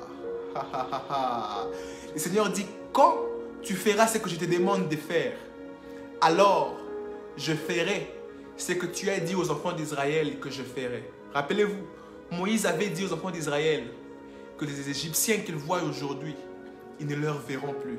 Dieu lui a dit, si tu fais confiance à ce que je t'ai dit, alors ce que tu déclares dans ta bouche, tu les verras s'accomplir.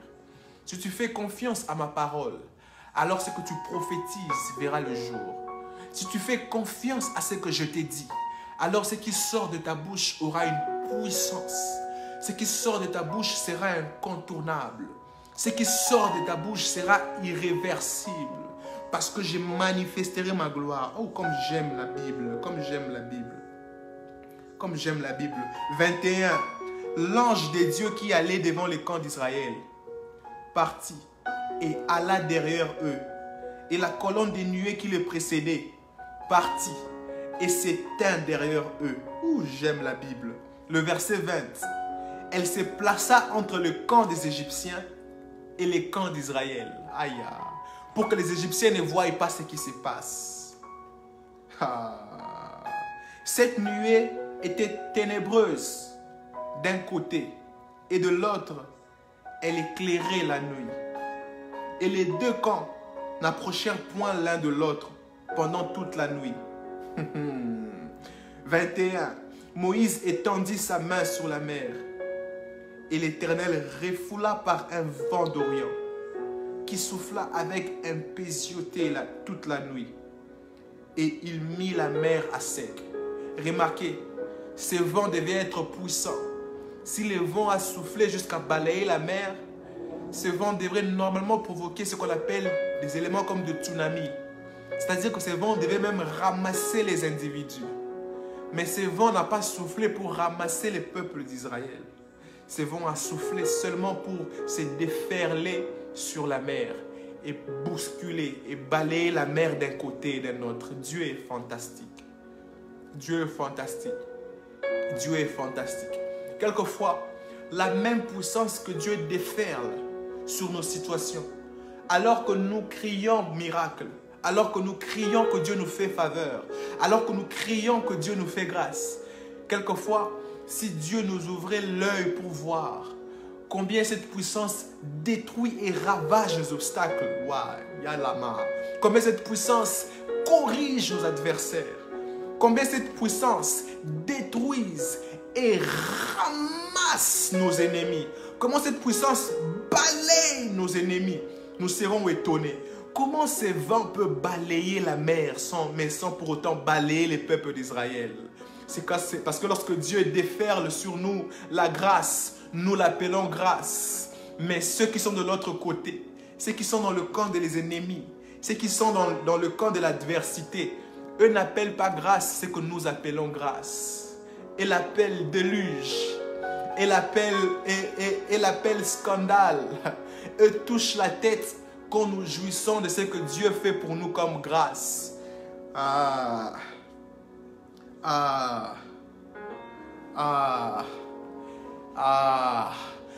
vent a soufflé, la mer s'est divisée et le peuple d'Israël a commencé à traverser à sec comme le Seigneur l'avait prononcé, à sec comme le Seigneur l'avait dit. J'ai même compris que quelquefois, pour jouir du miracle, il faut croire en Dieu. Imaginez-vous de nos jours que le vent a soufflé, il y a un mur qui s'est créé et la route au milieu. Surtout si c'est un quinoa, il ne passera pas. Un quinoa va se dire, qui sait si ça va se renfermer quand je suis au milieu. Un quinoa ne passera pas. Aussi un intellectuel ne passera pas. Il va chercher dans l'histoire, dans la géographie. On appelle ça comment? Ce type de choses comme ça. Ça dure seulement 3 heures. Et moi, pour que je passe ici, ça va durer pendant 3 heures. Je ne peux pas traverser la mer en 3 heures. Et ça va se renfermer. Je ne passerai pas. Est-ce que vous savez que même pour jouir du miracle, il faut croire au Seigneur? Est-ce que vous savez, même pour remercier Dieu pour un miracle, il faut croire au Seigneur? Si Dieu divise la mer Rouge, est-ce que tu passeras? Est-ce que tu traverseras? Ou bien tu seras très intellectuel? Si Dieu fait pour toi aujourd'hui un miracle, est-ce que tu croiras que c'est un miracle? Même pour embrasser un miracle du Seigneur, il faut croire. Il faut croire. Il faut persévérer. Imaginez-vous combien le cœur peut battre. Traverser au milieu de la mer, les murs d'eau à gauche, les murs d'eau à droite, mais je choisis de passer. Je choisis d'avancer. Je choisis de marcher. Je choisis de continuer. Est-ce que tu croiras? Est-ce que tu avanceras? Je commence à finir. Je vais retourner dans le texte de base avec lequel nous avons commencé. Matthieu chapitre 17. Retournons là-bas. Matthieu chapitre 17. Retournons là-bas, famille. Retournons dans Matthieu chapitre 17. Je vais finir avec ces textes avec lesquels nous avons commencé. Nous étions dans le verset 14 au verset 21. C'est le Père qui n'avait pas aussi abandonné lui. C'est un Père qui, comme Moïse, un leader. Un Père, un leader, un visionnaire. Un Père, un meneur des masses. Un meneur des masses, un conducteur. Une catégorie de pères. Les personnes qui deviennent des pères. Les personnes qui deviennent des leaders ont quelque chose en commun. C'est la persévérance. C'est ces cœurs endurants. Remarquez ce que Paul a dit. Il a dit, je sais servir le Seigneur dans l'abondance et dans le manque, la persévérance. J'ai vécu dans toutes les saisons. Matthieu 17, ce père est resté attendre Jésus. Jusqu'à ce que Jésus ne retourne. Et il dit à Jésus, j'ai ramené mon fils à tes disciples. J'ai pensé que quelque chose se ferait. Ils ont essayé, mais ils n'ont pas pu. Je peux imaginer les disciples essayer de faire. Viens, viens, tue le feu, viens, tue le feu. Tue le feu, tu nous exposes. Tue le feu. Essaie de faire des clins d'œil. Feu. Le vieux dit, ils n'ont pu rien faire pour moi. Ils n'ont pu rien faire. Je suis resté parce que je croyais que quelque chose pouvait être possible.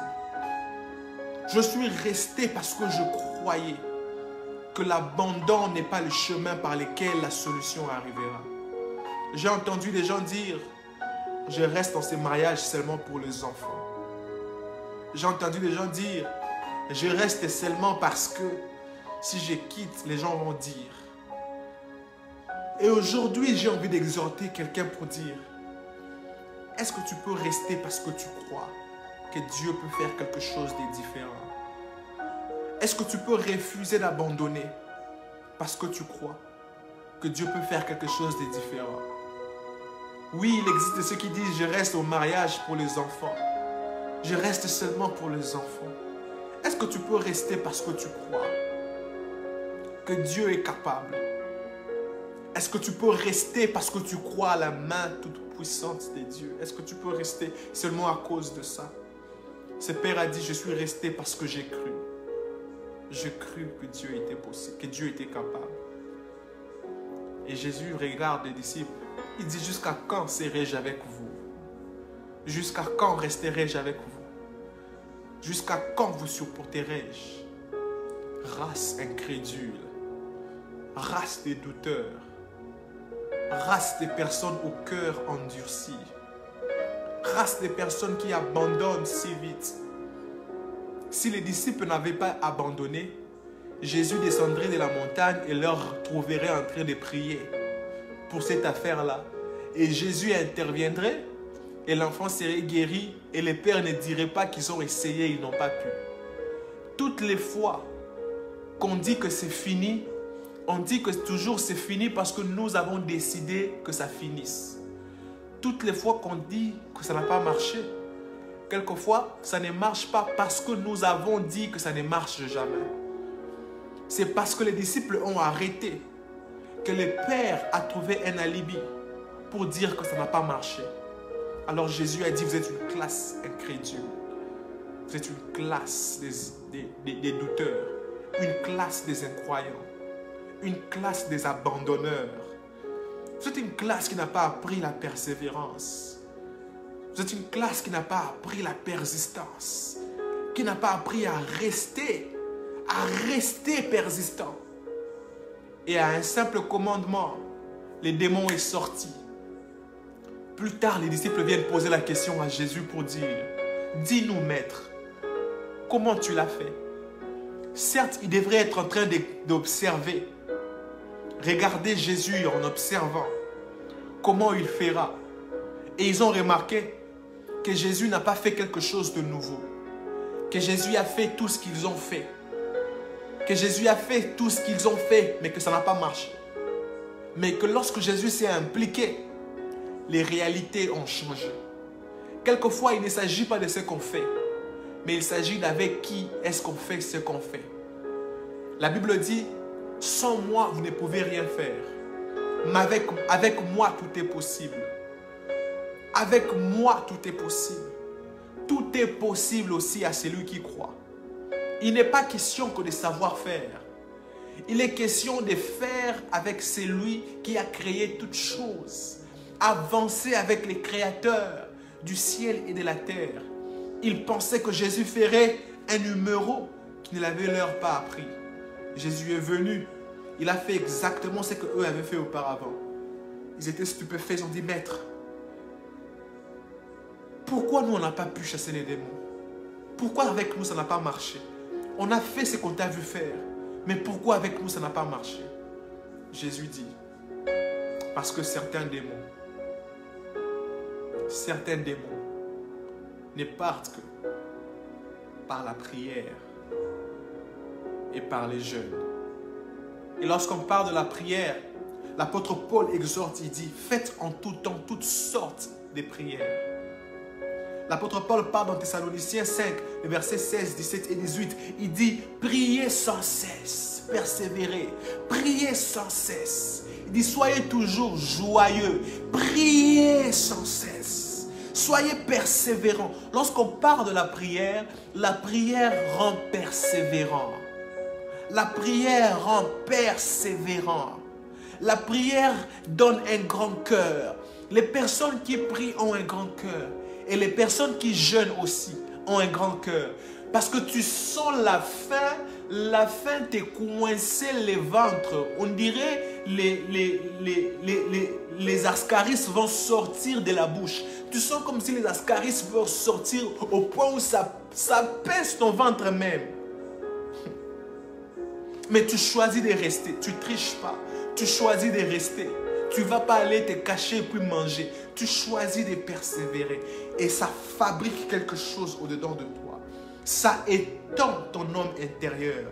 Et pendant ces mêmes temps-là, tu dis dans ton cœur, tu dis bravo, skoparne sheva sakita. Parce que tu n'as pas beaucoup d'énergie. Mais quelque chose se passe dans ton intérieur. Tu deviens plus persévérant. Tu as comme une élasticité. Tu commences à apprendre à yield. Quelquefois, l'homme est comme un élastique. Toutes les fois qu'il prie et qu'il jeûne, Dieu vient, il étire. Il étire. Au début, l'élastique est résistant. Il étire. Il étire. Il étire.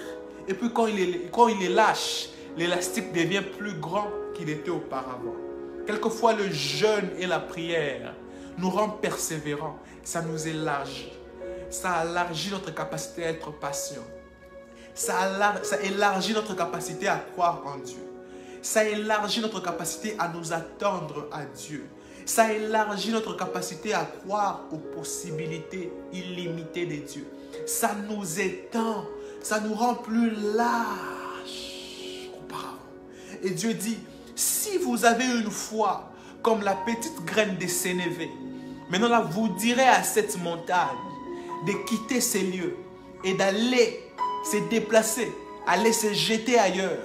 Vous direz aux montagnes, vous direz aux difficultés, vous direz aux situations qui se tiennent au-devant de vous, déplace-toi. Et vous verrez ces situations se déplacer. Vous verrez ces difficultés se déplacer. Vous verrez ces montagnes se déplacer. Allez se rejeter ailleurs. Si vous avez seulement Une foi qui ressemble à une sémence. La sémence, lorsqu'on la regarde, la sémence ne nous montre pas des arbres. La sémence n'a pas d'étape. La sémence n'a pas de fruits. La sémence n'a pas de racines. La sémence n'a pas de la sève. Mais la sémence contient dans son intérieur le potentiel de produire chacune de ces éléments. La sémence contient le potentiel de donner des racines, de sortir le tronc, de sortir les étapes, de sortir les feuilles, de sortir la sève et aussi de donner le fruit. La sémence contient la capacité de faire toutes ces choses, mais lorsqu'on la regarde elle-même, elle semble être impuissante. Et j'ai commencé à comprendre par là ce que la Bible disait par la bouche de l'apôtre Pierre. Dieu nous a donné tout ce qui contribue à la vie et à la piété. Dans 2 Pierre, il dit sa divine puissance nous a donné tout ce qui contribue à la vie et à la piété. He has given us everything that partake to life and to godliness, à la vie et à la piété. Tout ce dont nous avons besoin pour l'accomplissement de nos destins, Dieu l'a mis à l'intérieur de nous. Quelquefois comme une sémence, les temps où nous l'arrosons dans la prière, le temps où nous l'arrosons dans le jeûne. Et la Bible dit quelquefois, celui qui sème avec des larmes moissonnera, récoltera avec des chants d'allégresse.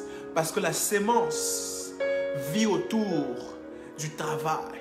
La sémence grandit autour de sacrifice. La sémence grandit autour de la patience.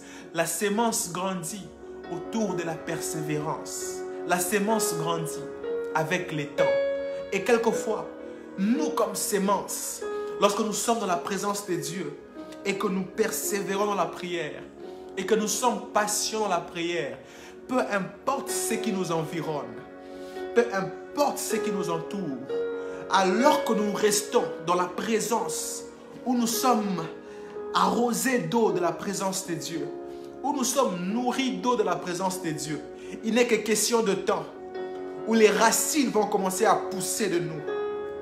Les racines vont commencer à s'enfoncer.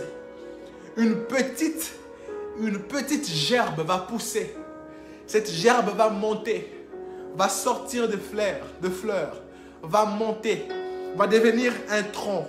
Les racines vont commencer à aller chercher la nourriture, la sève, nourrir les troncs. Et quand la saison va arriver, ce qui était autrefois sémence est capable de devenir cette fois-ci un arbre donnant de fruits pour nourrir. Mais est-ce que tu sais persévérer? Est-ce que tu sais attendre?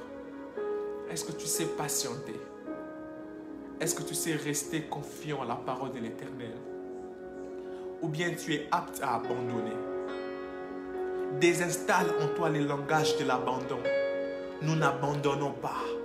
Nous sommes de ceux qui n'abandonnons pas. L'apôtre Paul exhorte à son fils Timothée. Il dit, j'ai combattu les bons combats de la foi. Il n'a pas dit, j'ai gagné les combats de la foi. Il n'a pas dit, j'ai gagné. Il a dit, j'ai combattu le bon combat de la foi. C'est-à-dire, le combat a été ce qu'il a été. Je serais un menteur si je te dis que j'ai gagné. Je serais un escroc si je te dis que j'ai la victoire partout. Je serais en train de t'apporter une fausse évangile si je te dis que j'ai obtenu la victoire partout. Mais je te dirais quelque chose. J'ai combattu les bons combats de la foi. Ma fierté, c'est d'avoir été un combattant. Ma fierté, c'est de porter sur moi les marques de mon apostolat.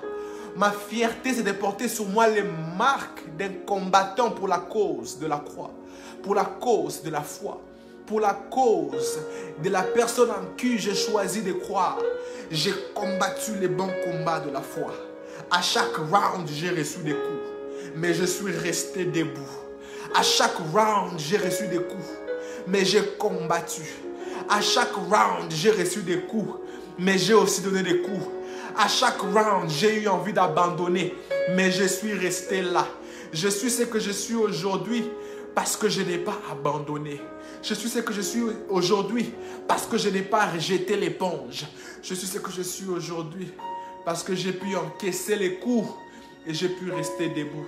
Et c'est la parole que le Seigneur avait mis dans mon cœur aujourd'hui. Pour quelqu'un qui devrait me suivre aujourd'hui. Pour quelqu'un qui est au bout de souffle. Qui se dit, j'ai essayé à plusieurs fois, pasteur. J'ai essayé, ça n'a pas marché. J'ai donné le meilleur de moi, pasteur. Je me sens à bout de souffle. C'est normal que tu te sens à bout de souffle. Mais n'abandonne pas. N'abandonne pas. N'abandonne pas. Ce que tu contiens entre tes mains a la capacité de faire déplacer les montagnes. Ce que tu contiens entre tes mains a la capacité de faire donner naissance à une forêt. Ce que tu contiens entre tes mains a la capacité de donner naissance à plusieurs autres éléments que tu n'as pas encore vus. Est-ce qu'un bébé qui vient de naître est moins humain qu'un homme qui a 40 ans? Est-ce qu'un bébé qui vient de naître a un torse dessiné? Est-ce qu'un bébé qui vient de naître voit? Est-ce qu'un bébé qui vient de naître a des dents pour mâcher? Est-ce qu'un bébé qui vient de naître peut parler, peut marcher de lui-même? Est-ce qu'un bébé qui vient de naître peut avaler une certaine catégorie de foufou ou de nourriture? Non. Il a au-dedans de lui les potentiels pour devenir tous ces éléments-là. Dans le chemin de la destinée, Dieu a mis au-dedans de toi tout ce dont tu as besoin pour devenir ce que tu dois devenir. Il existe une place pour toi dans la destinée. Refuse la sympathie. Refuse que les gens aient pitié de toi de temps en temps. Refuse d'attirer la pitié des gens sur toi. Refuse ça. Tu as une place sur le chemin de la destinée. Dieu a tout mis au-dedans de toi pour que tu deviennes les meilleurs prédicateurs, les meilleurs hommes d'affaires, les meilleurs parents qui puissent exister, la meilleure femme qui puisse exister, les meilleurs maris qui puissent exister, les meilleurs enfants qui puissent exister, les meilleurs pasteurs qui puissent exister, les meilleurs leaders qui puissent exister. Dieu a mis tout cela au-dedans de toi. Un peu de persévérance, un peu de patience, un peu de foi comme la graine de sénévé. Tu diras avec moi que le Seigneur est fidèle. Je veux prier avec toi qui m'as suivi aujourd'hui. Toi qui as dit, oui pasteur, ce que tu venais de dire était spécifiquement pour moi.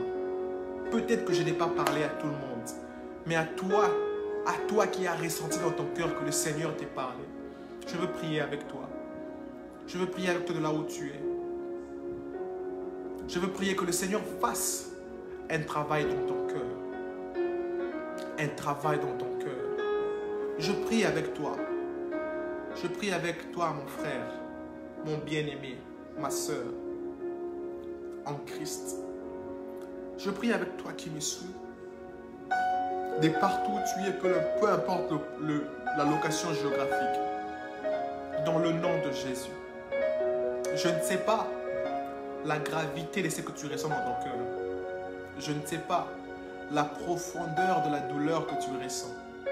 Mais aujourd'hui, je viens simplement comme un serviteur de Dieu pour te dire que Dieu n'est pas un homme pour mentir, ni le Fils de l'homme pour se repentir.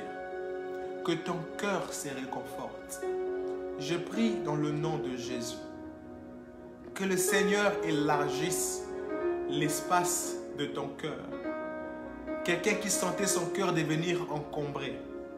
Tu as comme l'impression que ton cœur a beaucoup encaissé. Et qu'il suffisait d'une goutte d'eau pour que tu exploses. Dans le nom de Jésus.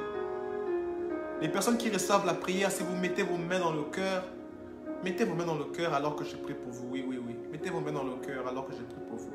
Que le Seigneur élargisse ton cœur. Que le Seigneur élargisse l'espace de ton cœur. Dans le nom de Jésus. Je chasse la dépression de ce cœur dans le nom de Jésus. Je chasse les doutes de ce cœur. Je chasse dans le nom de Jésus la peur de ce cœur. Tout ce qui est en train de vouloir voler l'espace dans le cœur dans ton cœur. Tout ce qui est en train de vouloir remplir l'espace dans ton cœur. Des idées, des pensées. Tu en as eu trop. Tu en as eu de toutes les couleurs. Et ton cœur en a eu assez. Tu commences à avoir des idées pour jeter l'éponge. Des idées pour abandonner. Que le Seigneur envoie cette parole vers ces cœurs. Dans le nom de Jésus. Oh Père, toi qui peux guérir les cœurs. Toi qui peux élargir l'espace des cœurs. Toi qui peux toucher les cœurs. Dans le nom de Jésus. Je prie que ce soir, que ces cœurs soient touchés. Et par conséquent, que cette famille soit touchée. Que ce foyer soit touché. Que cette affaire soit touchée. Que la perspective de quelqu'un change parce que son cœur a changé. Dans le nom de Jésus. Quelqu'un qui se sentait au bout du mur. Quelqu'un qui se sentait comme si on plongeait sa tête dans l'eau. Comme s'il commençait à se noyer et qu'il n'arrivait pas à respirer. Que Dieu te fasse faveur de partout où tu me suis. Toi qui te sentais à bout de souffle. C'est comme si on te plongeait la tête dans l'eau et que tu n'arrivais pas à respirer. Que Dieu te fasse faveur dans le nom de Jésus. De la même manière qu'un vent a soufflé pour séparer les eaux. Qu'un vent souffle à ta direction. Et que ce vent ramène un second souffle dans ton esprit. Un second souffle dans ton âme. Un second souffle dans ce que tu entreprenais. Dans le nom de Jésus. Reçois un second souffle. Reçois un second. Oh, Marna Shafaramalo Shatalabaya. Merci Seigneur. Reçois un second souffle. Reçois une seconde touchée. Reçois une assistance divine. Que le Seigneur fasse de toi un guerrier. Qu'il exerce et tes mains et ton cœur au combat. Qu'il exerce et tes yeux et tes attentes au combat. Que tu ne sois pas comme ce peuple d'Israël qui est capable à abandonner quand le combat s'élève. Quand le combat s'élève, que les guerriers en toi s'élèvent aussi. Quand le combat ose s'élever, que les guerriers en toi, que les lions en toi rugissent. Quand l'ennemi ose rôder autour de toi comme un lion, que toi tu t'élèves aussi comme un lion et qu'il sache que tu es de la race, de la tribu de Judas, que tu es de la descendance de ceux qui savent rugir comme un lion. Dans le nom de Jésus. Que ta voix se fasse entendre comme un rugissement. Dans le nom de Jésus. Que le Seigneur dépose au-dedans de ta voix l'élément qui se fait entendre dans le ciel. Que ta voix ait un numéro matricule. Et que ce que tu diras, que cela voie les jours. La Bible déclare que l'Éternel est derrière la parole de ses serviteurs pour l'accomplir. Je prie comme son serviteur. Que le Seigneur te fasse grâce. Et que les paroles de tes bouches soient honorées, ô Seigneur. Je prie comme son serviteur. Et si je le suis, si Dieu m'a appelé dans son service, si Dieu a oint d'huile ma tête, ô Seigneur, Seigneur, si Dieu a oint d'huile ma tête, si Dieu m'a appelé à son service, si Dieu m'a choisi pour que je le serve, je prie et je demande que tes paroles, que ce que tu déclareras, que le Seigneur l'honore par un exaucement. Que le Seigneur l'honore en appelant en existence. Même si ça n'existe pas. Que cela soit appelé d'où est-ce qu'il est et qu'il vienne vers toi pour te localiser dans le nom de Jésus. Je ne sais pas combien compliquées sont tes circonstances. Je ne sais pas combien loin tu sens tes solutions. Mais maintenant dans cette atmosphère, alors que tu pries, que tes solutions commencent à se déplacer vers toi dans le nom de Jésus. Je prie que certaines de ces solutions prennent des formes humaines. Que certaines de ces solutions prennent des formes des appels téléphoniques. Que certaines de ces solutions prennent des formes des emails.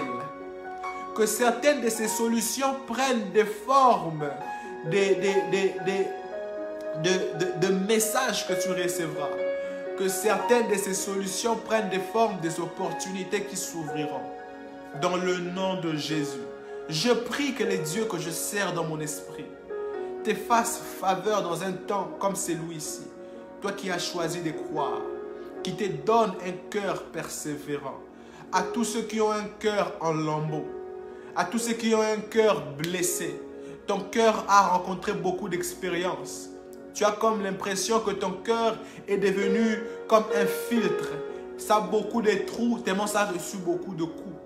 Je prie dans le nom de Jésus. Et tu ne peux plus regarder, régorger tes émotions. Tu ne peux plus couvrir tes émotions. Tu ne peux plus garder ce que tu ressens. Parce que ton cœur a beaucoup de trous. Ce que tu ressens, tu l'exprimes immédiatement. Ce que tu ressens, tu le dis immédiatement. Parce que ton cœur a reçu beaucoup de trous. Les gens te jugent peut-être à cause de la manière dont tu parles. Les gens te jugent peut-être la manière dont tu réagis. Les gens te jugent peut-être la manière dont tu te comportes. Mais au plus profond de toi, tu sais que tu as reçu beaucoup de coups dans ton cœur. Je prie que ce soir, que le Seigneur aille dans la source et que ces cœurs reçoivent un pansement dans le nom de Jésus. Que ces cœurs reçoivent une guérison dans le nom de Jésus. Que s'il y a une atmosphère qui blesse ton cœur, que le Seigneur te guérisse de cette atmosphère. Que le Seigneur te place dans une atmosphère propice à ta personne et à ta destinée, dans le nom de Jésus. S'il y a une atmosphère qui arrose et qui provoque encore de coups dans ton cœur, que le Seigneur te guérisse de cela et que le Seigneur honore ta personne en te plaçant dans une atmosphère qui sera pour toi un lieu de guérissement, un lieu de cicatrisation et un lieu d'amélioration. Dans le nom de Jésus. Père, j'ai prié pour le cœur ce soir. J'ai prié pour une femme qui dit, je reste seulement parce que je pense à ce que les hommes vont dire. J'ai prié pour un homme qui dit, je reste seulement à cause des enfants. Ce soir, dans le nom de Jésus, que le cœur du Seigneur touche son cœur. Et qu'au-delà des enfants, qu'il commence à croire que le Seigneur peut changer les circonstances. Qui commence à croire que le Seigneur peut transformer les circonstances et que les choses commencent à changer. Quelqu'un qui dit, je vis avec un conjoint insupportable, je vis avec une femme insupportable, je vis avec une femme problématique, je vis avec une femme qui ne fait que créer querelle, je vis avec un mari insupportable. Dans le nom de Jésus, qu'alors que tu crois que le Seigneur touche ton cœur, mais qu'il touche aussi le cœur de ton conjoint, qu'il touche ton cœur, mais qu'il touche aussi le cœur de ton mari. Qu'il touche ton cœur parent, mais qu'il touche aussi le cœur de tes enfants. Cet enfant qui commence à devenir de plus en plus immaîtrisable. Cet enfant qui commence à devenir de plus en plus incontrôlable. Que le Seigneur lui touche son cœur. Que le Seigneur change son cœur de pierre en cœur de chair. Et que l'Éternel visite ta famille dans un temps comme celui-ci. Que les dieux que je sers dans mon esprit vous visitent dans un temps comme celui-ci, dans le nom de Jésus. J'ai envie de dire comme Pierre et Jean disaient, je n'ai ni or ni argent, mais j'ai cru à un Dieu qui est capable de s'intervenir et de s'insérer dans la vie des individus. Toute la Bible est regorgée des histoires des personnes qui ont été bouclées, qui ont été bloquées aux activités. Et le Dieu de la Bible a intervenu dans leurs affaires. Parce qu'il a intervenu dans leurs affaires, je crois qu'il est le même hier, aujourd'hui et éternellement. Je crois qu'il interviendra aussi dans tes affaires et que le sourire véritable sera restauré sur tes lèvres. Que le sourire soit restauré sur tes lèvres. Que le sourire soit restauré dans ton cœur. Au-delà de que tes lèvres sourissent, que ton cœur aussi sourisse, dans le nom de Jésus. Que ton âme aussi sourisse, dans le nom de Jésus. Que les gens ne voient pas seulement un sourire lié aux lèvres, mais que même ton cœur exprime une joie intérieure à cause de ce que le Seigneur aurait fait pour toi. C'est aujourd'hui, avec action de grâce, au nom de Jésus, que nous avons ainsi prié. Alléluia, alléluia, alléluia, alléluia, alléluia. Quelqu'un peut m'aider à célébrer le Seigneur de là où vous êtes? Je crois que le Seigneur va le faire pour vous. Je crois que le Seigneur va le faire pour vous. Je crois que les montagnes vont se déplacer. Je crois qu'un enfant va guérir. Un enfant qui était malade va guérir. Maintenant, même comme nous sommes en train de parler, il transpire. Je crois qu'une situation difficile va se débloquer. Je crois au Seigneur. Je crois au Seigneur. Je suis croyant. Je crois au Seigneur. Je crois au Seigneur. Je crois qu'un appel téléphonique vient en ta direction. Je crois qu'un mail vient en ta direction.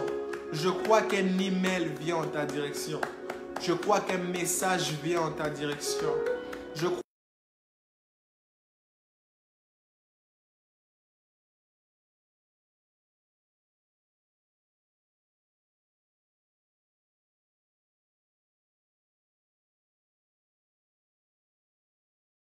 que mon frère Francis en direct. Je vois maman Albertine.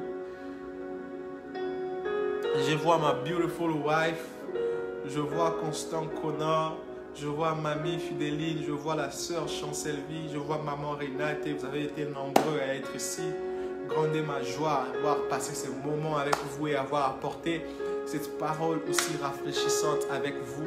Que le Seigneur vous bénisse abondamment. C'était ici jeudi. Invoquez-moi. Vous avez votre offrande. Vous voulez faire votre offrande volontaire. Sentez-vous libre de le faire par le canal de Cash App, j'allais dire Snapchat. Cash App, si vous êtes aux États-Unis, passez par le Cash App de l'église Blueprint Church Cincy, les signes du dollar Blueprint Church Cincy. C'est le Cash App de l'église. Vous voulez le faire par PayPal. Nous sommes sur blueprintchurch@gmail.com. Alors là, vous serez sur le point de nous retrouver. Grande a été ma joie de traverser ces moments avec vous. Je suis plus qu'heureux d'avoir été les canaux par lesquels Dieu vous a parlé. Croyez-vous, croyez-moi, au-delà du fait que Dieu vous ait parlé, Dieu m'a aussi suffisamment parlé aujourd'hui. Alors je vous salue des partout où est-ce que vous nous suivez. Je tiens à nous rappeler ici, please partagez ces moments afin que quelqu'un soit béni par ces temps de prière et d'exhortation. Partagez-le sur vos groupes, partagez-le sur votre page, partagez-le dans le groupe de messages, pourvu que plus d'une personne soit bénie. Alors on se fixe rendez-vous ce dimanche pour notre précieux culte, notre merveilleux culte, et où le Seigneur nous fera abondamment du bien. Nous aurons la présence du pasteur David Chibambe qui viendra nous visiter ce dimanche. Et aussi, les jeudis prochains, nous serons ici sur live en direct à partir des 18h30. Alors quant à moi, je n'ai qu'à vous dire bye bye and I love you family beyond words. Bon jeudi, bonne suite des semaines et bonne soirée. Que le Seigneur vous bénisse abondamment. Bye bye family.